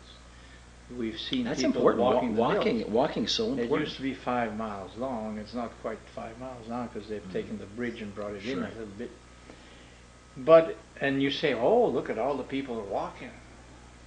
But it's the same people all the time. Right. You know what I mean? Right. It's probably 2%. Again, that's part of their routine. But it's only 2% of the population. Yeah, and now we're getting into the overweight and obese, which is an epidemic, as we know. But there's so many things involved in that, right? So there's very few people like you, Mike, who really take care of themselves, because we've had, people talk about McDonald's. Sure. Or fast food. Let's not say McDonald's, say fast food. Sure. Fast food. But we've had traffic jams here at McDonald's. Really? You want to go downtown, and all of a sudden everybody's lined up to go to McDonald's. Uh-oh. So how many people pay attention to this? Very, very few. It is. Like I say, maybe 2% of the people are the same people walking the mills. Right. And people who are like you there are saying, I've got to have exercise every day. Mm-hmm. There's very few of those. You know what? I think most people want it. I mean, they mean to do it. Yeah. But it's easy to get caught up in I've got to get some work done. Yeah. Maybe I'll start next week. Yeah. Oh yeah. That's like a diet. To. See, I'm overweight, and I try to get on the diet every day. Every day. But it's always next week. It's a lifestyle. Yeah. It's like, do you take that half hour? Here's a classic example. You're on the road, and you've got 15 minutes to kill. So do you just kick back, or do you go, you know what, I'm going to do 100 push-ups, 100 sit-ups, and 100 squats? You can do that in 15 minutes. Yep. And there, you just did something. Good. Yeah. Something good for you. Very important. And as we know, I mean, and of course, genetics play such a big part too. Let's not fool ourselves. Yeah. I mean, I think I'm lucky. My dad, lean. Even when he was 84, lean and mean. Really? Lean and mean. So you get the genetics. That's part of that equation. But absolutely. Even if genetics are against you, you can still maintain a healthy lifestyle. There's no doubt about that. We've seen it before. Yeah. So, but yeah. Yeah, genetics is important because you have people who all have heart problems. Some families. Some of that stuff. I mean, let's face it. Look at cholesterol. Yeah. Or where you get blockages. Yeah. I mean, you look at people that are thin as a rail and they've got high cholesterol. Yeah. Why is it? It's just. Yeah. I've seen that in my career. Oh yes. People have backaches. The whole family. You know what I mean? Now, why would the whole family have backaches? Different occupations and everything. It's genetic. They have a weakness there. Somewhere in the spinal column. Yeah. Whether it's the thoracic region or lumbar or cervical or. Yeah. Arthritis, same thing. People. Yes. Some families don't have it. Others, they're all bothered with it. Well, that's going to be. So you have to make an effort, huh? Oh, there's no doubt about it. Plus, help me out. Maybe I'm incorrect here, but I think the more I think Dan and I were talking about a frozen joint. Yeah. Just last night, we were talking about and he said, it's nice. You got to use it. You got to use your joints. Yeah. And even after you've had an operation, or you've had an injury. If you don't use it, then you get the scar tissue that builds up. And then you get a frozen joint. Yes. A frozen shoulder is common. You become so. You're afraid to use it, right? Yeah. So. Yeah, you've got to work out of it. Yeah. Well, I'm glad you're doing this, and you're 186, huh? Matter of fact, I weighed myself last week in the field. We were doing some maneuvers. And because we're getting ready to do our physical fitness test for the Navy this coming weekend, actually.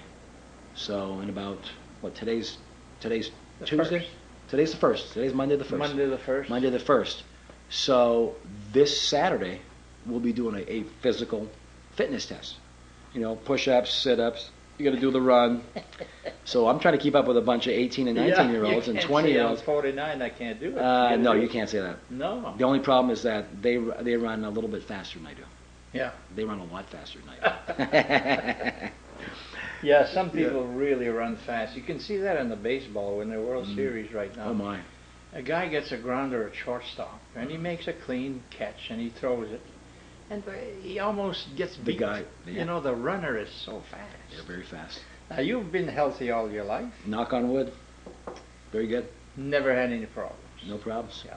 And you wonder if part of that is exercise, I'm sure. Nutrition. I mean, you wonder. Now, I noticed, like I said, I don't know if I said that already, but my wife offered you a glass of wine, and you said, no, I'm okay. So, a lot of guys, they drink too much. You don't, apparently. We've all had our days, Doc Shassi. You know that. We've all had our classic days when we've imbibed, had a little bit too much. But hey, wine's not bad for you. I mean, you remember what's that chemical, resveratrol? Yeah. I mean, of course, in the skin, found in the skin of the grape. They even sell pills with that. Yes, you can. I've taken a resveratrol supplement. Sure. Yeah. It's a red wine. Red wine. It's a rejuvenator. It's also it's got antioxidants. It's got so many antioxidants. My goodness. But it's not an excuse to drink a gallon. No, no. How about like 3 ounces or 2 ounces or even 4 ounces? So no, definitely. And they keep finding these various herbs, and we can go into the Amazon rainforest, hang out with the natives over there, and go, okay, what do you guys, and they could show us probably 1,200 roots. Yeah. And it's in nature, and we should know about them and use them. Unfortunately, we don't know about them all, though. That's right. Now, you probably as far as alcohol, drink less now. Oh yeah, there's no doubt about it. Yeah. Versus where, you know, of course you go through your experimental stages and Yeah. all that good stuff. But there's no doubt about it. Definitely a lot less. Now, one of the things, Mike, that I remember seeing you grow up and seeing you, because you like to come back to Fort Kent. I do. Obviously, I do. you know, you're here Yeah. every few years. Or at least once. If I can get here once a year, I'm happy with that Yeah. too. And you're a musician. Oh, You've always played the instruments, right? Yes, a little trombone, which is very important, by the way. Trombone. Trombone, you love that I instrument. love the trombone. Sure. And I've got you on film somewhere. Yeah, we did have some stuff. With where a saxophone. you- I think I played a little saxophone, sax. Sure. And the trombone, the big band there. Oh, the big band stuff's awesome. Good stuff. Yeah. And then you played with Bruce and the Crew Cuts, sure. Yeah. Did some vocals, and they were nice enough to show me how to play a little bass guitar. You know, it was rudimentary, of course. Yeah, and you But sang. Did some vocals, sure. And so sax, trombone, Yeah, guitar. I think Bruce and I actually, you know, your son Dan has a band Right, now, and right. he was gracious enough to let us get on stage with him, and Yeah, last Friday. this was Friday night, sure. Yeah, you and Bruce apparently put on which a is pretty neat. couple of good songs. there, Sure. I heard. So you love music. No. Now I was intrigued because you know, when I first you played here in my house for us and everything, you seem to like big band music, Oh, big band. which sure. is 2 generations ago. Sure. You know, Tommy Dorsey. And his If you trombone. truly love music, then you'll get into the history of it. Yeah. And obviously you got to pay. Now we can go back to the right there turn of the century, right? Yeah. You know, 1900, 1901, 1902, with the of course you got like the jazz, the straight jazz. Jazz. And you remember Boogie Woogie? Yeah. They would play some Boogie Woogie. That was in the 20s, probably. And you got the blues. The blues. And then of course, well, remember jazz was the stuff that people were dancing to. Yeah. Before jazz became so intricate and it became too complicated. People were just soloing up and down. Yeah. You had a three-piece that was, and it was danceable. It was more like now you and I are going to sit down and enjoy the artistry Yeah. of the stand-up bass player, you know, or the piano player, and or, you know, maybe even the vocalist. So we would enjoy that. So now it becomes more of a like straight jazz. Yeah. Now you sit back, relax, enjoy the show. And then, of course, that's when the big band era took over. And then... Oh, it's a great music. That became dance music, didn't it? Oh, yeah. That jitterbug there and the jive. Sure. That was all big band stuff. World War II, you know, and when these guys came back, and this was a very popular war, you know, everybody was a hero, came back alive from World War II. Mm. There was a great era there where into the 50s. So you're saying like the 45 through Yeah. like 54, Until Elvis came along. 54, that was a good decade. Yeah. You know, that they still had big band, and Yeah. they still had some great music, and it's nice to hear that again. Matter of fact, yeah, even like I think the Tommy Dorsey band still, Yeah. of course, it's not Tommy Dorsey, but it's Yeah. you know, they do his music and Yeah. from that era. So Van Miller and stuff like that. they still have these bands that will do the exact same Yeah. type of music, which is very important, of course. Now, so you haven't been playing music there. Unfortunately, not. Yeah, like in You, San you know, Diego. you focus on a different, Yeah. you know, different part of your life, and But it's still part of you. oh, there's no doubt about it. And you can just get on the stage and play, That's pretty nice. like you did at the Lakeview there Friday that was night. kind of nice. Very easy. What'd you do over there? Sing? Did some vocals, Okay. and Bruce played the drums. Okay. Yeah. Now Yeah. Bruce is not in the orchestra anymore. Huh? Believe it or not, he is. Oh, he is. He's got a band. He's still in a band, Oh. and he probably always will be in a band. You might want to get him on tape one of It's these days. yeah. It's you love it. He loves it. Yeah. He definitely loves it. Yeah. Yeah. Like my son Dan. You see.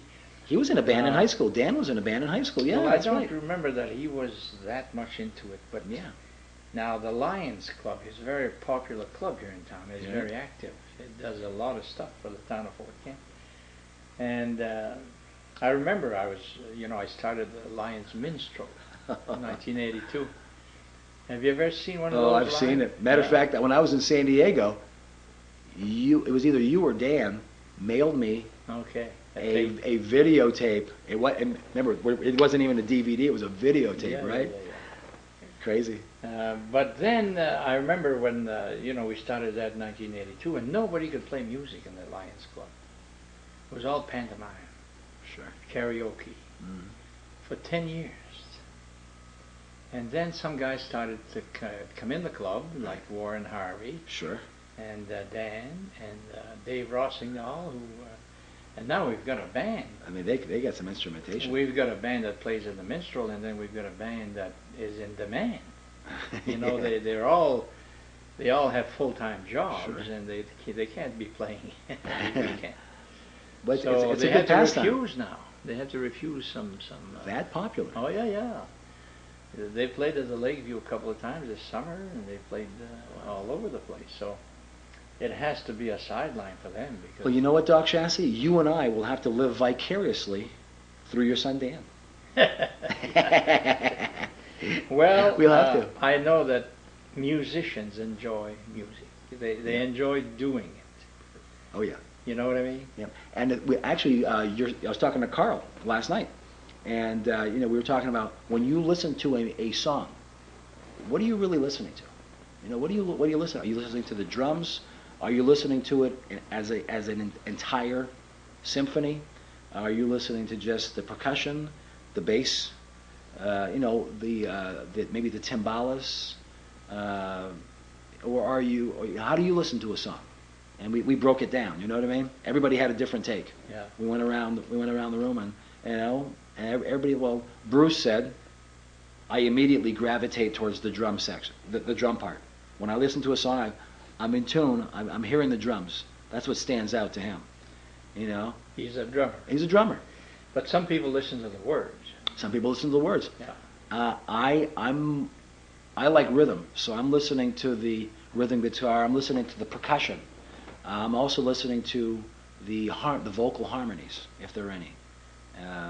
That's what I grab. The bass line. You may listen to a song 5 different times, but every time you listen to it, you hear something different. So that's why music is so. Music is cathartic, is what it is. It helps you release. Yeah. If you're an artist, it helps you release. So you might write a song. Yeah. And then of course the listener. Well, people who have that talent will live and write a song about what happens to them. Here's a tragedy. Well, they've got a song that comes out of them. And that is truly a gift. Yeah, it is a gift. Because I'll tell you, if you don't have it, you don't have it. You don't know how many songs have been written about the Katrina flooding in New Orleans. Yeah. From rappers to blues artists to jazz artists to folk singers. I mean, my goodness, rhythm and blues, pretty much every genre of music. Yeah. Well, you can find a song that was written as a response to the Katrina disaster. I took up piano in grammar school with the nuns. Piano is. I wish I could play piano. The convent in St. Agathe, that was a great place for an education. Right. We didn't like the lifestyle because it was restricted, but they knew how to teach kids over there. And they tried to teach me piano. I just don't have it. And then in high school in Biddeford, I took up sax. And that was no good. So you don't have it in you, that's it. You're not going to play any instrument if you don't have this talent. Doc C, you just hit the nail on the head. Matter of fact, if you look up the definition of soul, somebody said, what is soul? What is soul music? And somebody said, you either have it or you don't. So you hit the nail on the head there. Now here's something in my life, that is true to that, because being an artist, when I was about 10 years old, some guy came over to my father's place and painted a sign for him, Emile Chassé, building material. Sure. And this guy was an artist. He's from Madawaska. And his lunch hour, I said, draw me something. This was right there after World War II, and he drew me Hitler in 10 seconds. You know, with a black and just my God. I said, and of course the image was just so striking. Yeah, I mean, yeah. I mean, very detailed oriented probably, but within a couple of minutes it was there. yeah, it was seconds. I'm not fooled. And Now that's a talent. that got me into, and I started doing the same thing. By the time a couple of years later, I was drawing all the comics, you know. Wow. And I can show you right now in scrapbooks my grandfather's image and. Have you kept that up? I mean, every now and then, do you go out and do some sketches? But I've not developed it. You know, I haven't been to like. Anything on the walls? Anything that's framed No, that we should no, see? No, I haven't pursued it. But it's easy. Okay, I'm talking about talent. Right. I'm talking about why some of my friends said I can't even draw a circle. Right. You know what I mean? But that just came easy to you. To me, it came, and so music, the same thing. Somebody can not draw anything at all, can't draw a house, the roof will be all crooked and everything like that. And the same with me with music. It's just, I love music, but not to play it. But you can feel it. You Yeah. like watching it. You like listening to it. And sure. It's like you know what I really want to learn is, and maybe you know how to do this already. You know, like the cha-cha, the samba, the salsa. Yeah, the ballroom dancing. Oh, phenomenal! What pretty amazing stuff to watch. Oh yeah. Very amazing to watch. Yeah. When you see it, very graceful. It's literally. Yeah, ballroom dancing is a talent, and it's beautiful to watch, like you say. Instead of what we do. Some people get it. Like the grind today. What is it? They grind today. Oh sure, they grind all right. That's not a dance. There's a couple of grind dances actually. And you know, when I was younger, we had all kinds of dances like that, like the twist and Sure. The mashed potato. Mashed potato and the Watusi and the Watusi. There you go. Getting back to the Watusi. Speaking of the Watusi, sure. yeah. Now listen, you're going back into the Navy. You're almost an old man. I am. You're older than the most soldiers. Is this a surprise to you that they took you back? Well, you know what? Without any waivers, you know, because they go through. You got to go through the physical again, and there's anything wrong with you, and then that's just luck too, by the way. You know, as far as the fact that I'd been doing physical training all my life. Yep. And genetics comes into play too. Yep. Yep. And no major illnesses or injuries. So, you know, it was fairly simple. It was just go down, get examined, and voila, you're in. And then you have experience. Already had experience before. Which is a benefit to the Navy. Yes. That you don't come in there, just a green horn. And that's most of the reservists bring a wealth of knowledge. There. And when they come in, I mean, specialists in all kinds of different walks of life. So that's one good thing about the reserves. You get to learn a lot from other people who have these specialties, and you come together. Yeah. And believe it or not, there's quite a few people in their mid to late 30s, and even in their 40s, their early 40s. But definitely, I'm one of the. I'd say I'm probably one of the. In a unit that has maybe 400 people, I'm probably one of the 5 oldest. Really? Oh, easy. I noticed the paper this weekend had a story about a guy who worked for a big company. And this is happening a lot now, see, because they get fired. Oh. They lose their jobs, and they've got talent. They've got some skills. Right. And this guy said, he worked in the summer, and in the winter he had nothing to do, and he was a diesel mechanic or something. That's a talent. Yeah. That is definitely a big talent. So he went and started his own business, you know? And so these guys, he's probably younger than you are, they've got this talent, and when you can use them, a company can use them, or the military can use them, they're way ahead. Oh, we've got mechanics. Training as a young guy, you know? Yep. So you're going to the Middle East there, you said Dubai? No? There's a possibility. There's a strong possibility that we may get, stationed there in the Dubai region. You know, obviously things change, right? You never know. Oh, you never know. You never know. But there's a strong possibility. And yeah, what we do what they call maritime expeditionary security. And all that means is that you make sure that, you know, things are safe for regular shipping lanes. Now, there's a tremendous amount of traffic over there. Oh, yeah, it's just Eh, a lot of traffic. Doesn't our oil come through the Persian Gulf? Most of it? Sure, yeah, we're not in the Persian Gulf per se, but yes, you're right. That's a little bit further east, the Persian Gulf, of where we're going to be. But yes, yeah, we're right there. We're right there. Yeah. That's it. And that whole area, but we're more like what the Coast Guard does. You know what I mean? So think of I'm in the supply department, so I'm not actually doing the security on the water. I'll be you know, on land. And Oh, you're going to be on land? I'll be on land, but I'll be learning from, you know, my higher ups on how to make sure that we keep everybody supplied with I guess goods and services to complete the mission. So it's going to be very, very interesting, and that part of the world is really growing. Oh, yeah. And there's all kinds of I think we discussed that earlier. My goodness, there's so much going on there. Yeah. And they're trying to reinvent themselves. So it could be a pretty fun time, as far as, you know, if they ever give us any time off. There could be, you know, different sights and sounds to get into. So you know, that's what life's about, is to Now, what are you experience new committed things. to? I mean, how long? We'll be out there for, you know, several months, probably you know, 7, 8, 9 months, something like that. And then, I mean, did you sign up for a long time, or? Oh, as far as like the regular contract, yeah, my contract expires in early 2011, so I'll have to obviously I'm gonna have to re-enlist. Oh, you've been in already. Yes. For a couple of years. Mm-hmm.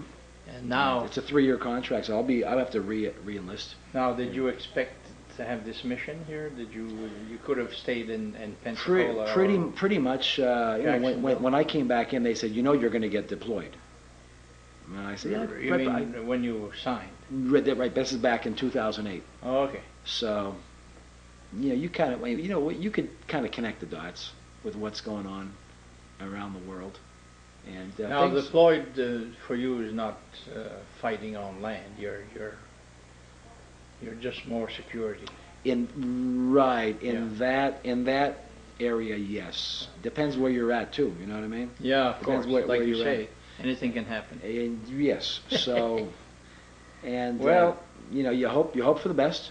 And Well, I think you're doing the right thing. That's going to be good. we've got a good bunch of guys. Yeah, it's going to be fun for you. And I think we're well prepared. Yeah. Listen, Mike, we've been We're- talking 2 hours. We're running out of time. Yeah, you just don't stop talking, so it's hard to. Who's okay? So We don't know when to quit. You know? Kies Most Macho. That's Mark not- Chassis, Mike Charette. It's not French. It's not French. No, Hello, español. you're mixed up there. But I'm all I mixed up. enjoyed this very much, and I'm glad you came over because you have just a